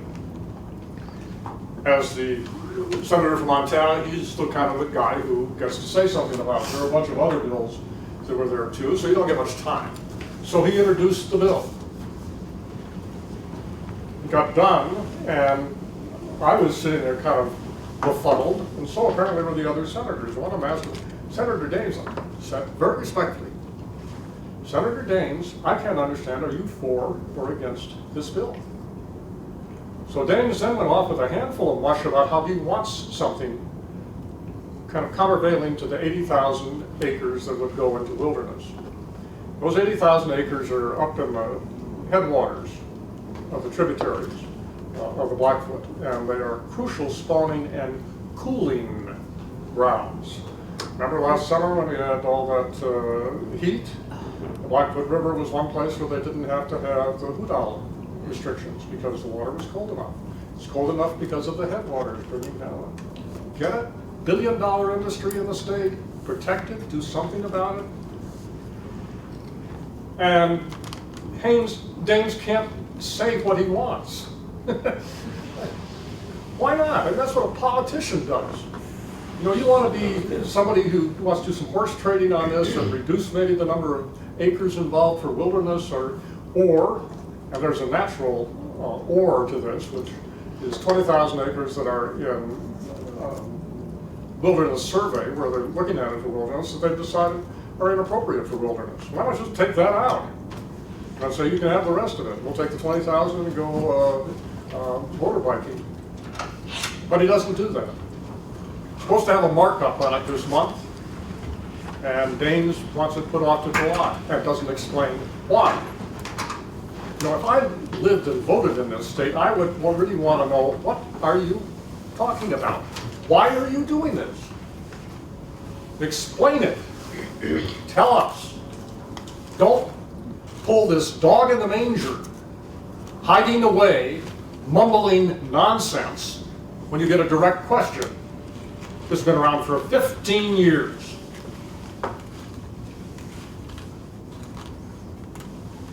So there's lots to do when you're old. And one of the things that I discovered in writing about fire and doing books and coming out and talking about it is that your enemies are as important as your friends, so make good ones. And as of today, I would say Daines is an enemy of Montana, of conservation, of the conservative movement, and we accept late reversals. If he turns around and supports it, as he's done with other bills, I and others will praise him for it. As of now, not. I think that's one of the things that we got to in our year-long meeting online, was talking about how we could impact the kids and the museum goers that we interacted with in educational programs, and how we could make them understand their voice in this whole thing. Because so many people, when we talk about river runs through it, you know, the adage is, that book ruined Montana. That's, you know, that's simply the next thing that comes out. And you and I both know that it brought a lot to Montana as well, if only we could manage it a little bit better. Well, it's not being managed well. Is the point. Yes, it brought in all this attention. Brought books to too damn many people. I know how important this is to you, John. So I brought a 2022 legislative guide, and in here is all, some of you probably already have this, but it does list all of the House and representatives, or I'm sorry, senators of the state. And starting with the state is where we need to start. I know the bill that you're talking about is a national bill, but we need to work with the state legislators also. So I have 10 of these here, and you can call the legislature in your district, have them come and talk to the kids. They're more than happy to do that. Talk to them and find out where they stand on this, different things like that. So I thought maybe this is something you could use also, unless you already have one. But I do have these here if anybody wants to use them, and we can start. Why don't you pass them around and let people take one if they want one? You know, John, it was interesting. We were with a group of 50 kids last week, and we were at Colorado National Monument, and Colorado National Monument has some challenges with it. And one of the biggest challenges they said to the kids, and these are all youngsters that are between 6th grade all the way to college. They're all committed to advocacy, conservation, historic places, and balancing the use of our public lands and conservation of the public lands at the same time, right? So the topics that we're speaking of and that the books have had impact in our communities, the kids are living it and they're seeing it. And our superintendent of parks was very astute. And he said to the students, he said, over the last 3 years, primarily with COVID, in this particular area, in the western slope of Colorado, but in all of our national parks, they've seen a tremendous increase in the use of public lands, the use of water in our rivers, and the access to these places. And COVID was a driving factor in that. It was huge. So the Park Service and the public lands people are also trying to find a balance about how to encourage people to use public lands respectfully, but conserve them as well. And one of the students said, we can do that, but until I came here, I didn't know that I could do that. And I think that that was very interesting for me to hear. Because as a teacher, we try to encourage this, and I'm a middle school educator. I work with elementary students too. But we ask the students specifically, where have you learned about these places in school? Where are you hearing about them in school? Raise your hands. 2 kids. That was it. And out of the 50, Laura can attest to this, out of the 50 that went and traveled 5 hours to this park in Colorado to work with the local communities in the park, only 3 had ever been out of Denver. I think we as educators have to really think, and as stakeholders and as community partners, have to think about how do we start early? How do we get our kids even into their neighborhood to understand the importance of what their neighborhood means and what their water. We had a city planner that we talked with, and the city planner opened some eyes just because they said, you know that river, that Colorado River that's out there that everybody's fighting over and having a conversation with? Yeah, it's under your feet. See the sewer pipe? You know, that's why we have a fish on it. You're making a difference in the trash that you throw in the street, in what happens in our cities too. And our kids had their eyes opened. But it was a bit, I still come back to it as a teacher of it being a little bit of a shock.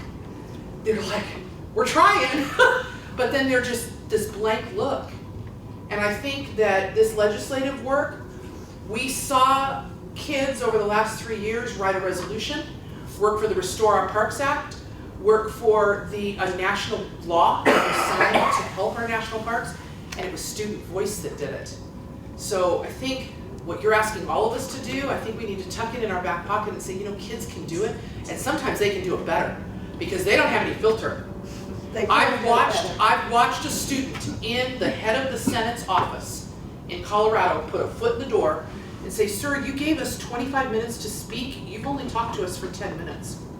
And of course, we as adults are all standing back going, you know, and they're like, can we have more time?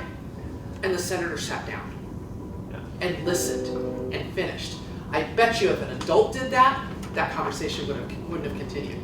But because that was a future constituent, that was huge, and that student was interested because they had been reading about the places. And I've gone to some of the hearings during the legislative session, and you will see the legislators listening to the kids. And basically, when the adults come up, they're working on this. But when a kid comes up or a student, they put everything down and they listen. And it's amazing. So, you know, if who says one person can't make a difference? One person can make a big difference, and that's what we need to teach the kids. I think that we need to think too, and John hit a point that really has resonated with me in that this Clearwater, Blackfoot Clearwater Stewardship Act has been 15 years in the making. Yeah. Those children are graduating from high school when it started, and they probably haven't, because it came from our valley, our town, that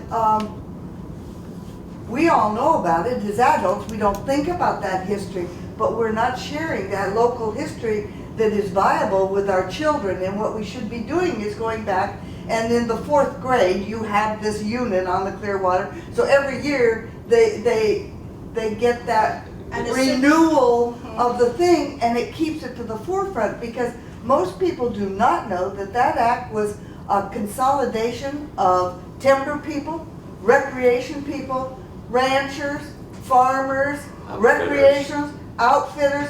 All those people came and sat around a table like this and hit a compromise in the middle. They gave and they took and they said what was important and what wasn't. So nobody went away 100% happy, but everybody came together for a wonderful compromise, and then we end up with a turkey who can't raise his hand in the right moment. As soon as we You got it introduce right there, this, that's it. as soon as we introduce this to the youth and educate them on it and how it was done, and then let them make their own decisions, something will be done, because they will make sure. But as adults, we need to remember that these children are changing fast enough that if we don't keep it in their history, they're going to come out of high school and have no idea that it started there. Well, and things are changing daily. Look at the decision that came out of the Supreme Court today. Yeah. And our kids, I'm getting text messages from my kids about it. Yeah. They're like, what do we do? How That's do we going do to create this? another horror show in the country. You taught us how to have our They voice. shot down Roe v. Wade. Yeah, how do 6-3. we do this? But I think that it goes back to what you're saying too. And I think the other pieces is, you know, John, I credit you for having the courage to keep pushing this, and we will too. But I think sometimes as educators and as people in the museum setting and the community setting, we have to have courage to say, it's not about the book and the curriculum that's on my table that I have to teach. It is about the primary sources, the research, and the local civic leadership that we show kids, that we develop in our students. Because if we don't develop that civic leadership and that stewardship, our rivers won't be there. But you can get anything in the classroom if you're teaching kids how to critically think. And that's a huge piece. And you know, John, your book offered that. Because I kind of smiled when you said you pushed on your editor a bit, that he wanted a small book and that you made it larger. Thank you. Because guess what you did? For teachers, you allowed us a timeline, right? A multi-generational timeline that we could go back and tie to primary sources and tie to events in our backyard that gave kids context. And sometimes in a smaller format, they don't get the whole picture. Expanding your book allowed us to look at an early timeline and follow it, and then tie it to what then is now happening today, especially your epilogue. And that made a pretty big difference, right, for kids? Well, I'm glad to hear that, because we had that conversation about what even to call it. We call it a memoir. Why don't you call it a memoir? That's what it is. I didn't know it's not. It's not a memoir, it's a chronicle, because it chronicles an age when I wasn't around in 1806. You know, when Lewis walked right past here, in point of fact, with his small band and started up the Blackfoot. And I think the future part of it is important too. That's what we're talking about. I mean, that's vital. I mean, okay, we changed the face of Montana, partly, but boy, it has not been managed well by the state. And if you want to go around blaming people for how this got into it, take a look at the history of the state of Montana and read Ross Toole, the great historian. I mean, Ross Toole was baptized at our cabin at Seeley Lake. And he turned into this great historian on how Montana has been ruined by outsiders. By robber barons. Who Grifters. get rich off the the Merc and start an opera company in San Francisco. I mean, what? You know, won't live out here in the winter. I don't live out here in the winter either, so I understand some of this, but I do try to give back, and do give back. You know, I think too that in this particular climate, I don't know how many of you watched the hearings yesterday, but it was so striking to me. I think it's the first time since my experience with watching the Watergate hearings in the 70s. I was a senior in college at the time. And I remember just being mesmerized by it. And my husband said something to me, in fact. He said, God, I feel like we just stepped back 45 years. You're back glued to that goddamn TV. And he said, don't you know it's all just... And I said, you know what? I said, if I don't care about what the hell is going on that screen, how am I ever going to pass this on to my kids, my grandkids, my former students, the people I work with in education?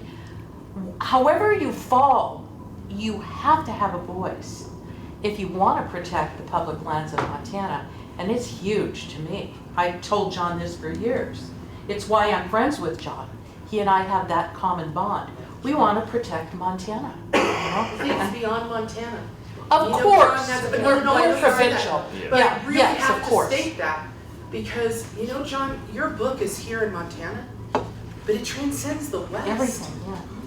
What you see here in Montana and the spoilage of the rivers and the challenges that Montana faces because of what's happened with the management of our public lands, it's in the West, it's in Colorado, it's in Utah, it's in Idaho. We see it. And I think that that's one of the reasons that your chronicle is not a chronicle about Montana. It's honestly a chronicle about humanity. And it's a chronicle about how do we take this as an example to live where we are in our place and move it forward. And that's a pretty huge piece. And I think that readers can find that, but I think kids are pretty astute at making that personal connection to say, you know, that happened there, but it's happening here too. I can do something here. You know, that's pretty big. Yeah, we didn't do it all. And Ross Toole's history of Montana is destruction. You know, and still, look around, there's still a lot left. And I go back to what that nice bookseller in Livingston told me. You know, there are times when you should just feel good about it. You know, you saved the North Hills. That took an effort here in Missoula. That could all be, we could sit in here looking at 350 crappy houses up on that hillside, and we're not. So it's possible to win a few. Not gonna win them all.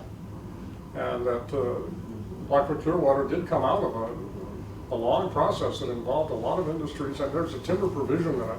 And guess which provision of the Blackfoot Clearwater Stewardship Act has been implemented? The timber extraction,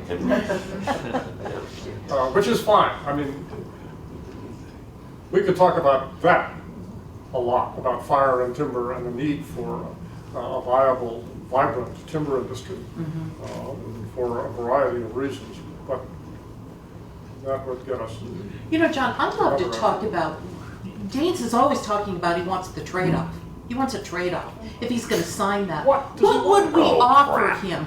What would we offer him that would make 20,000 sense? acres that are been declared unfit for wilderness. He's already been offered a lot. There's a lot in that bill that is not sewing things up. It opens up a lot. I should be able to just rattle off the provisions of it, and I could 6 months ago, and I can't right now. But there's snowmobiling, there's access, there's all kinds of things that are increased in that bill.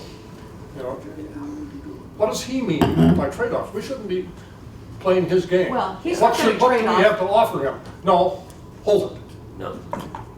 What exactly does he want? Because he has people who study that bill. If he can't study it, if he's like me, he doesn't quite have the time to sit there and memorize His all the lobbyists have details. studied it. They should be able to say after 15 years what they want.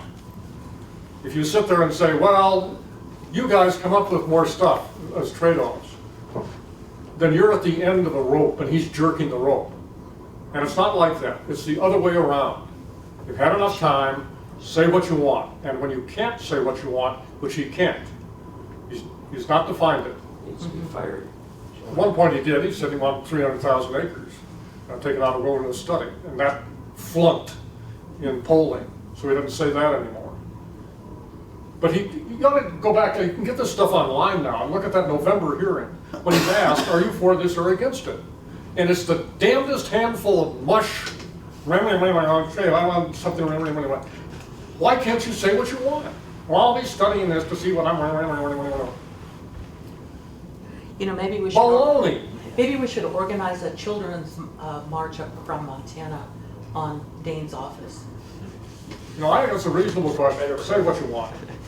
What do you Quit think? playing around with this. Those offices, 200 Yeah, yards that's out. right. Well, I'm not stopping there. That's Besides that, he's not there. No, the number of newspapers out front is about 2 weeks deep. I don't think anyone's Is there. that right? Yeah, I don't. It's Missoula. Maybe likes to go to Frangler confines. You know, I mean, we all know these congressional people, Republican or Democrat, are working for the lobbyists. So what is it the lobbyists want? Because that's the question. Well, people have looked at his donors, and there isn't some big mysterious donor who's yanking his chain. Lobbyists want whatever they can get. And I don't know who's doing the lobbying with Danes. But it's obviously successful.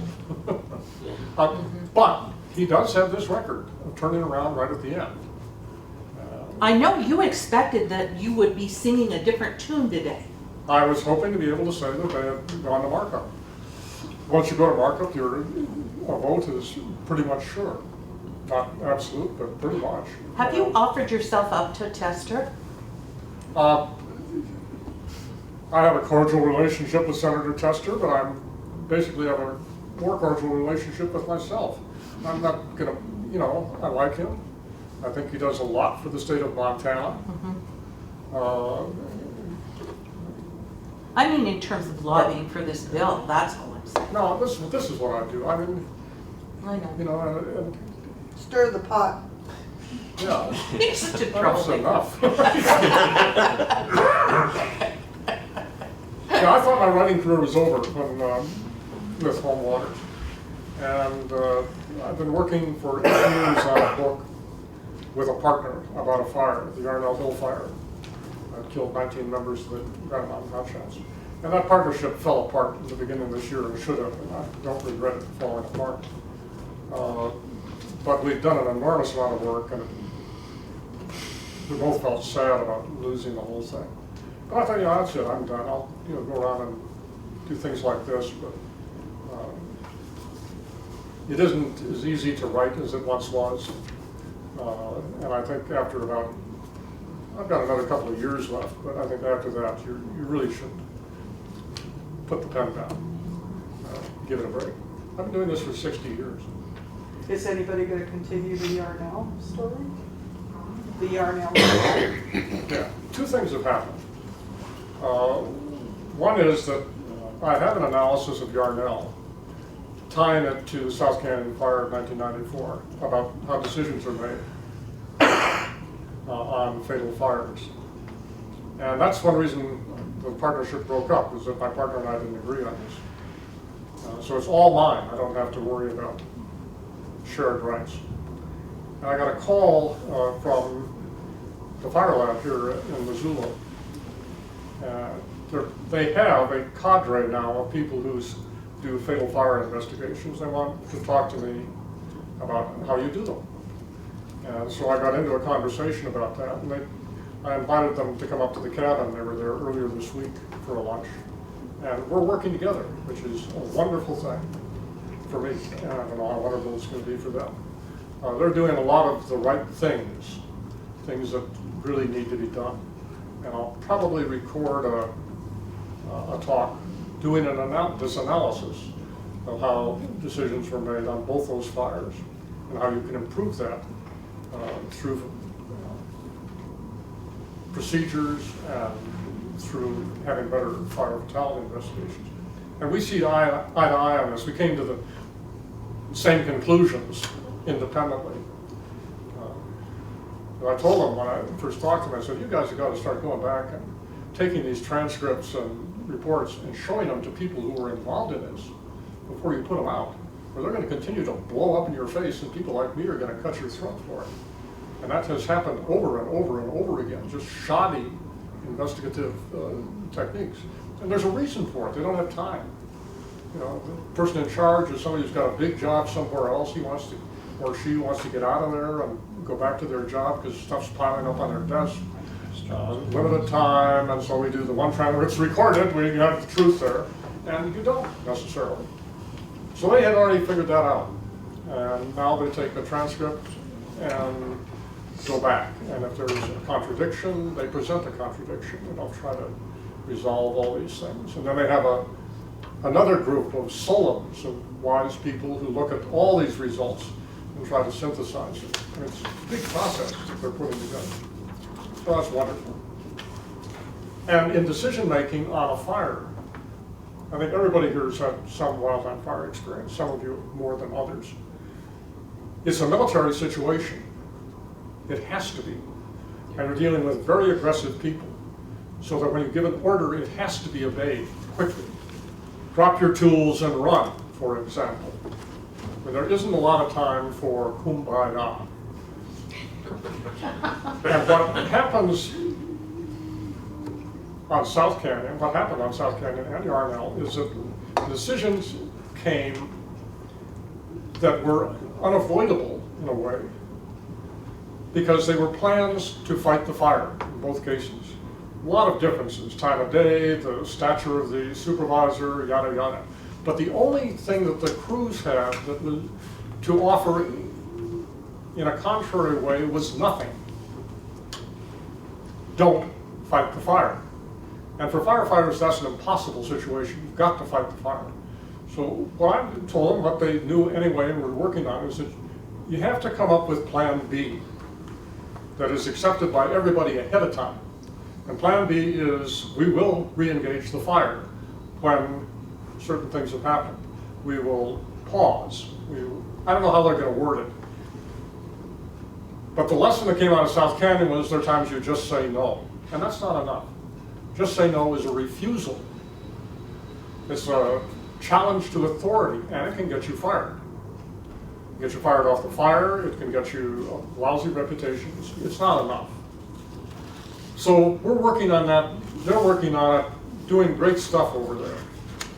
And I'm going to do what I can to help. So that kind of reignited my whole interest in the fire and made me feel good.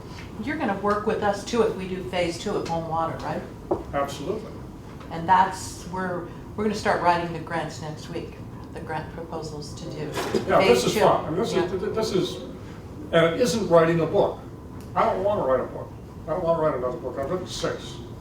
You know, I did 30 years in newspapering, did 6 books. I want to do something else, but I want to do things. So the other thing I'm doing is with Cheryl. That's an ongoing project. This has been something that I knew about all the time. But the third thing is, I've got a book project where I don't have to write the book. Because it's already been written. It's Ernest Hemingway's Big Two-Hearted River, which is coming up for its centennial in 2025. And it's a seminal story in my life and my dad's. My dad gave it to me when I was just a little kid, 12, 13 years old. I read it, loved it. We talked about it. It was our story. We adopted it as a family story. I dropped it when I started working and came back to it this year when I got an invitation to talk to the Ketchum Public Library, which is the custodian of the Hemingway House in Ketchum. And I started looking at the story again and got a completely different analysis of it in my mind, of what it really was about. It's a mystery story, as well as a fishing story. There are some dark images in it. The town of Seney, where it starts, where the Nick Adams Hemingway starts his fishing trip, is all burned over. And when I started looking at it again, I thought, oh, that's kind of cool, because I knew a lot about fire that I didn't know when I was a little kid. And I went back and I got the fire regime for the Upper Peninsula of Michigan for the years Of course you did. when Hemingway was making these fishing trips. And the one that is the basis for Big Two-Hearted River happened in 1919. And in 1918 and in 1920, the Upper Peninsula of Michigan was covered with smoke the way Montana was last summer. But 1919 was clear, or mostly clear. So you have this burned over landscape. Hemingway had come back from World War I, where he'd been a Red Cross volunteer, badly wounded. But he was back in time for the 1918 Smoky Skies. And he was there for 1920 Smoky Skies. So fire was on his mind. That was kind of fun to find out. And that works into an analysis of what did it mean.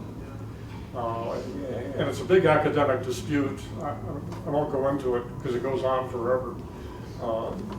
But he never explains in the story what the burned over landscape means in Seney, or at the end of the story there's a dismal swamp, or he says it would be tragic to fish the swamp, and so he doesn't do it.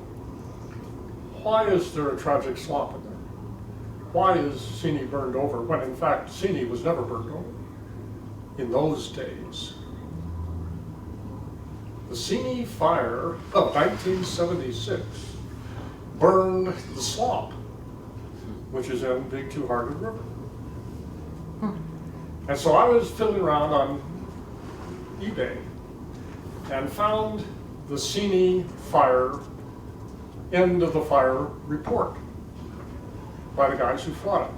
At the end of a lot of fires, there's a meeting at the incident command post, and everybody shakes hands. Oh, see you on the next fire. And they drink beer and talk about interagency cooperation and have a wonderful time and take pictures. And that's what this was.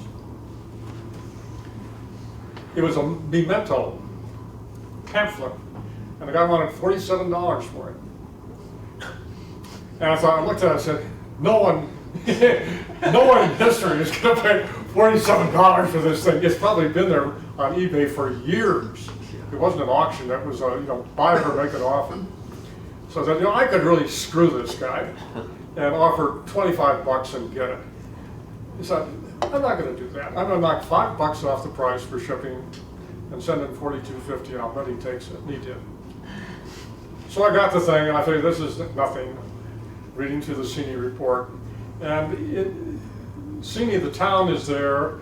In the story, the Nick Adams Hemingway character walks out into Green, goes fishing to the north up by Lake Superior, and stops at the swamp.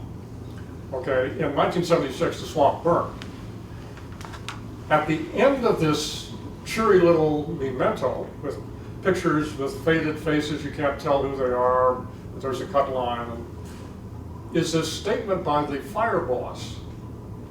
And it rattles on a little bit about interagency cooperation. And at the end it says, fires that burn in swamps burn forever. They endure. There is no way to put these things out. They affect the future. And I fell off my chair. Hemingway could have written it. It's beautiful. It's exactly what happens in Big Two-Hearted River. The burned over area burns forever. Here we are 100 years later. This story is still a marvel. So I get to write 2 essays about that story, and it's just been joyful. The first essay is a personal one about how important it was to me and to my dad, and how we misanalyzed it when we were young, and thought that the metaphors were for the broken romances that Hemingway talks about in other Nick Adams stories. The end of something, breakup stories. That's what's going on at the same time. That's not what it's about.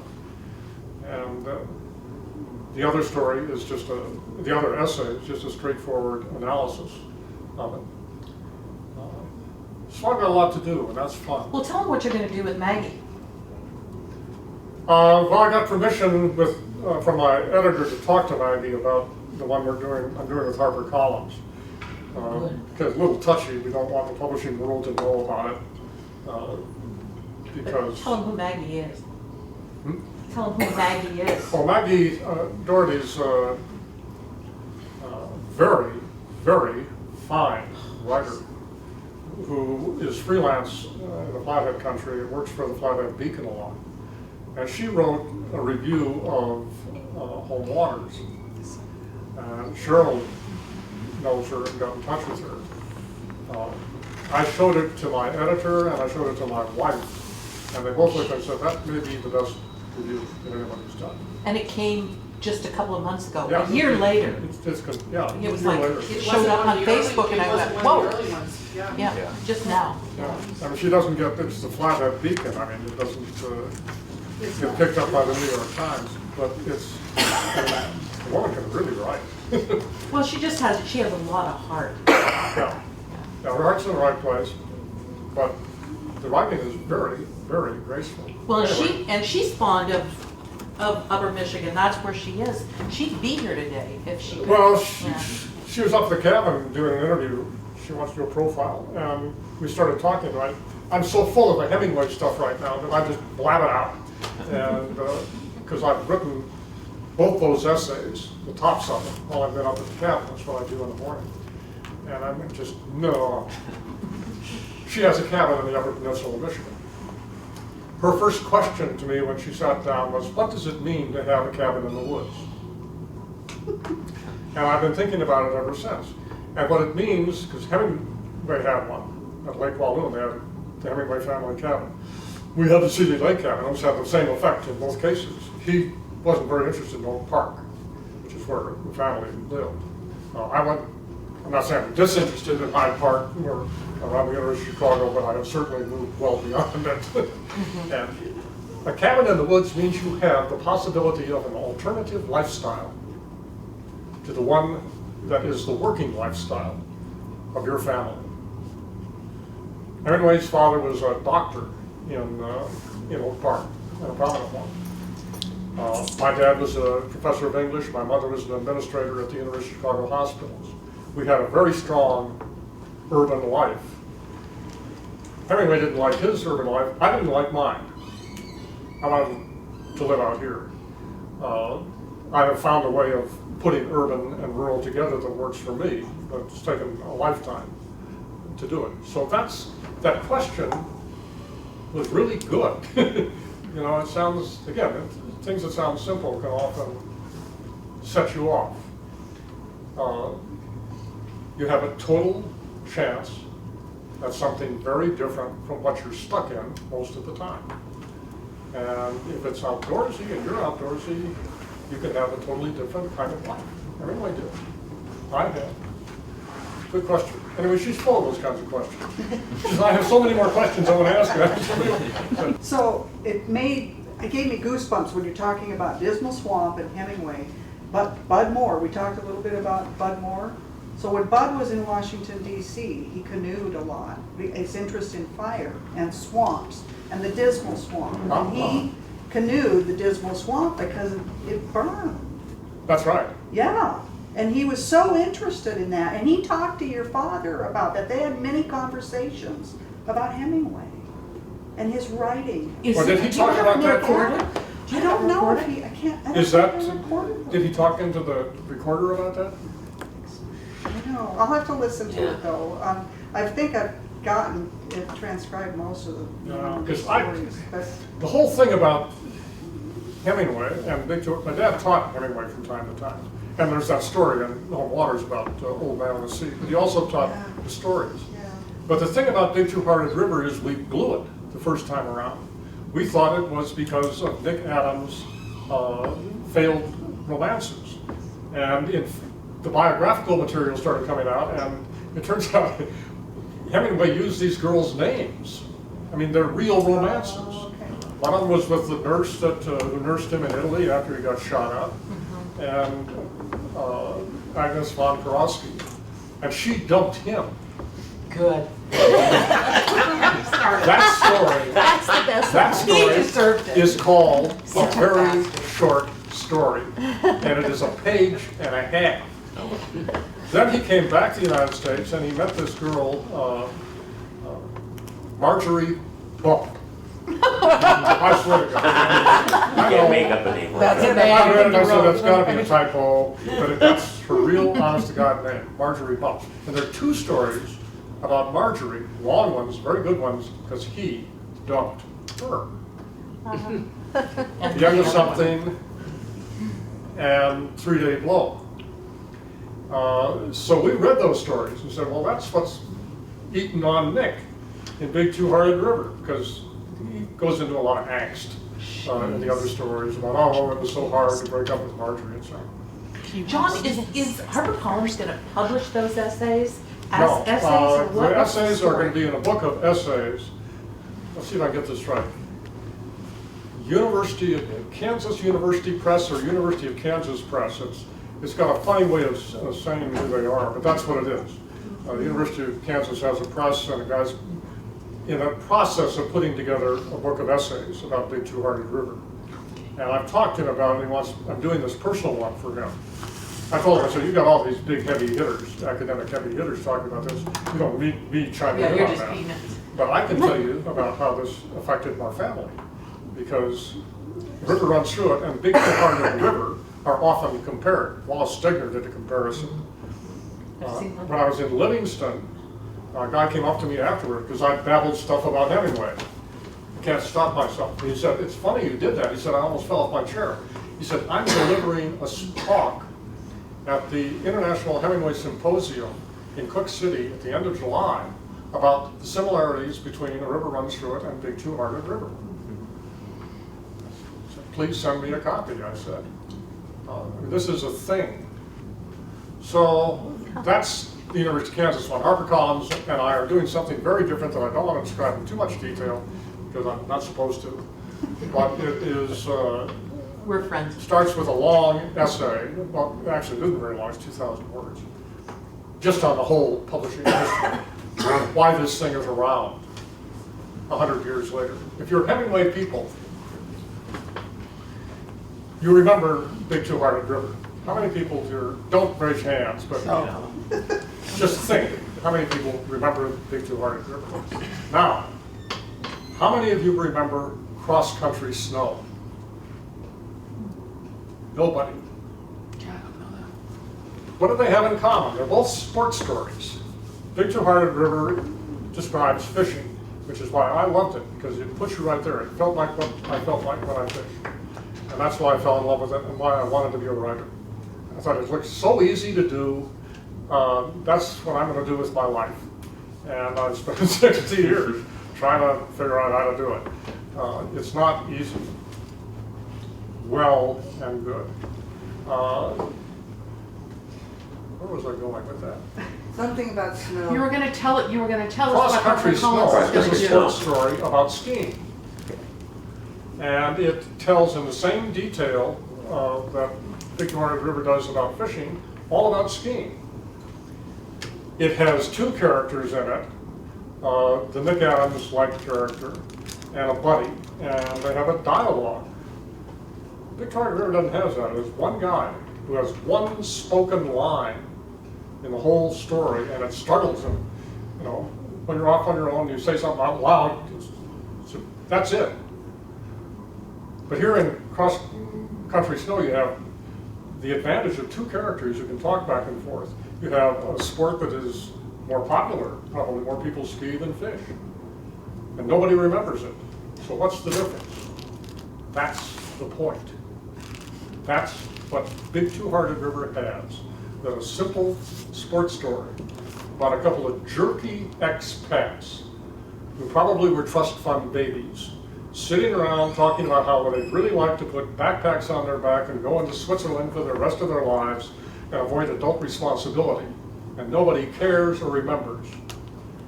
But you have this mysteriously damaged single figure, no dialogue. It started out with 3 people, Big Two-Hearted River. 1923, he did a 3-page draft with characters. And he did subsequent drafts, and the characters are in there, and he eliminates them. They were actually on the trip. There were 3 of them on the trip. And they didn't go to the Big Two-Hearted River, they went to the Fox River, which is the one we're seeing. But he keeps cutting things away to get to the story. And by doing that, he achieves an intensity that is hypnotic. And I've been trying to look for a way to describe it that has some chance of originality. And the phrase that I've come up with, which needs more definition, is lyrical realism.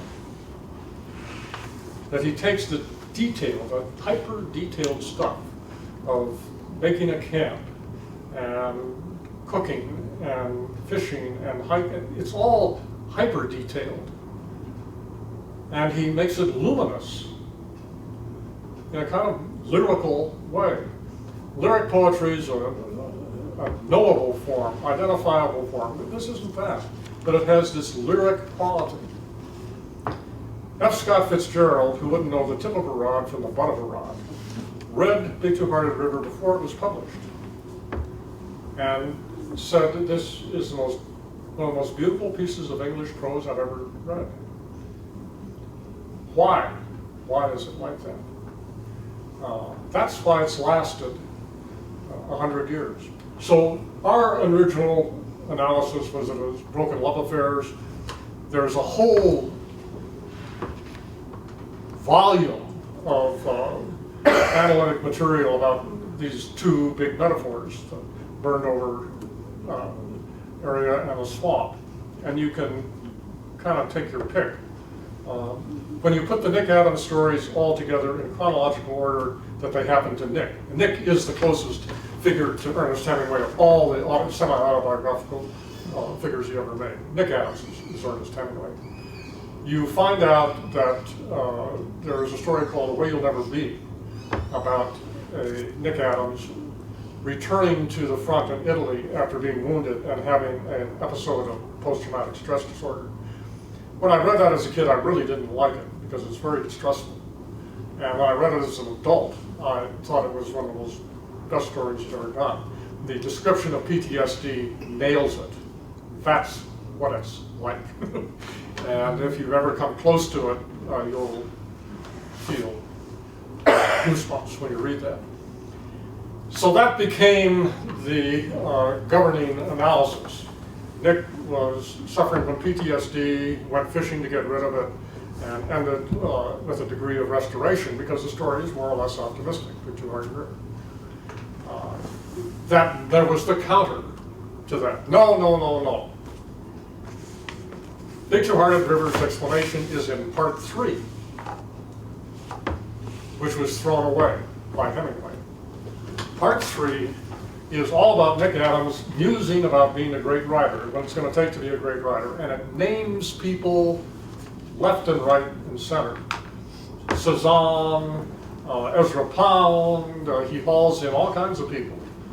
And he sent it to Gertrude Stein, who sent back a note saying, remarks, Hemingway, are not literature. And he went back and read it.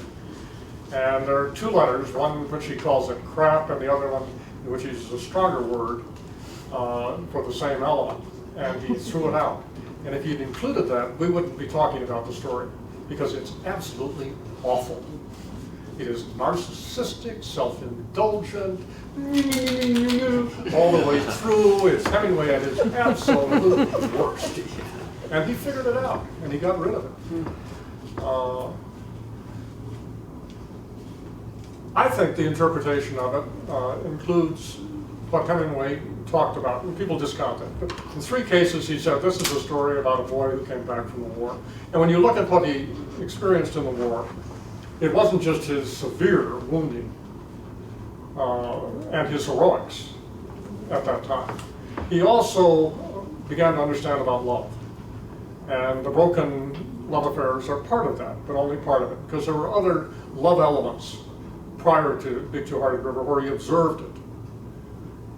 And I think it's just what he says. There's a boy who came back from the war and had a lot of stuff on his mind that was eating him and was trying not to think about it and walks himself to exhaustion so he can sleep and doesn't have to think in the story.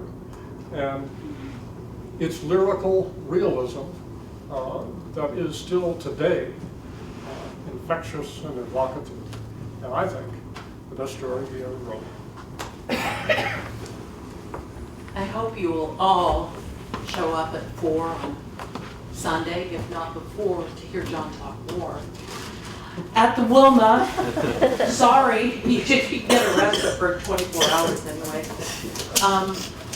It's been incredible, just a great opportunity for us to talk about a lot of things that I don't think any of us really expected we were going to talk about today. Michelle, you have something? I have something for John. Something small, maybe. You can take it up to the cabin. So Laura and I kind of made this jaunt because after we went through Butte and we went down this rabbit hole of the Trail of the Buffalo. Right.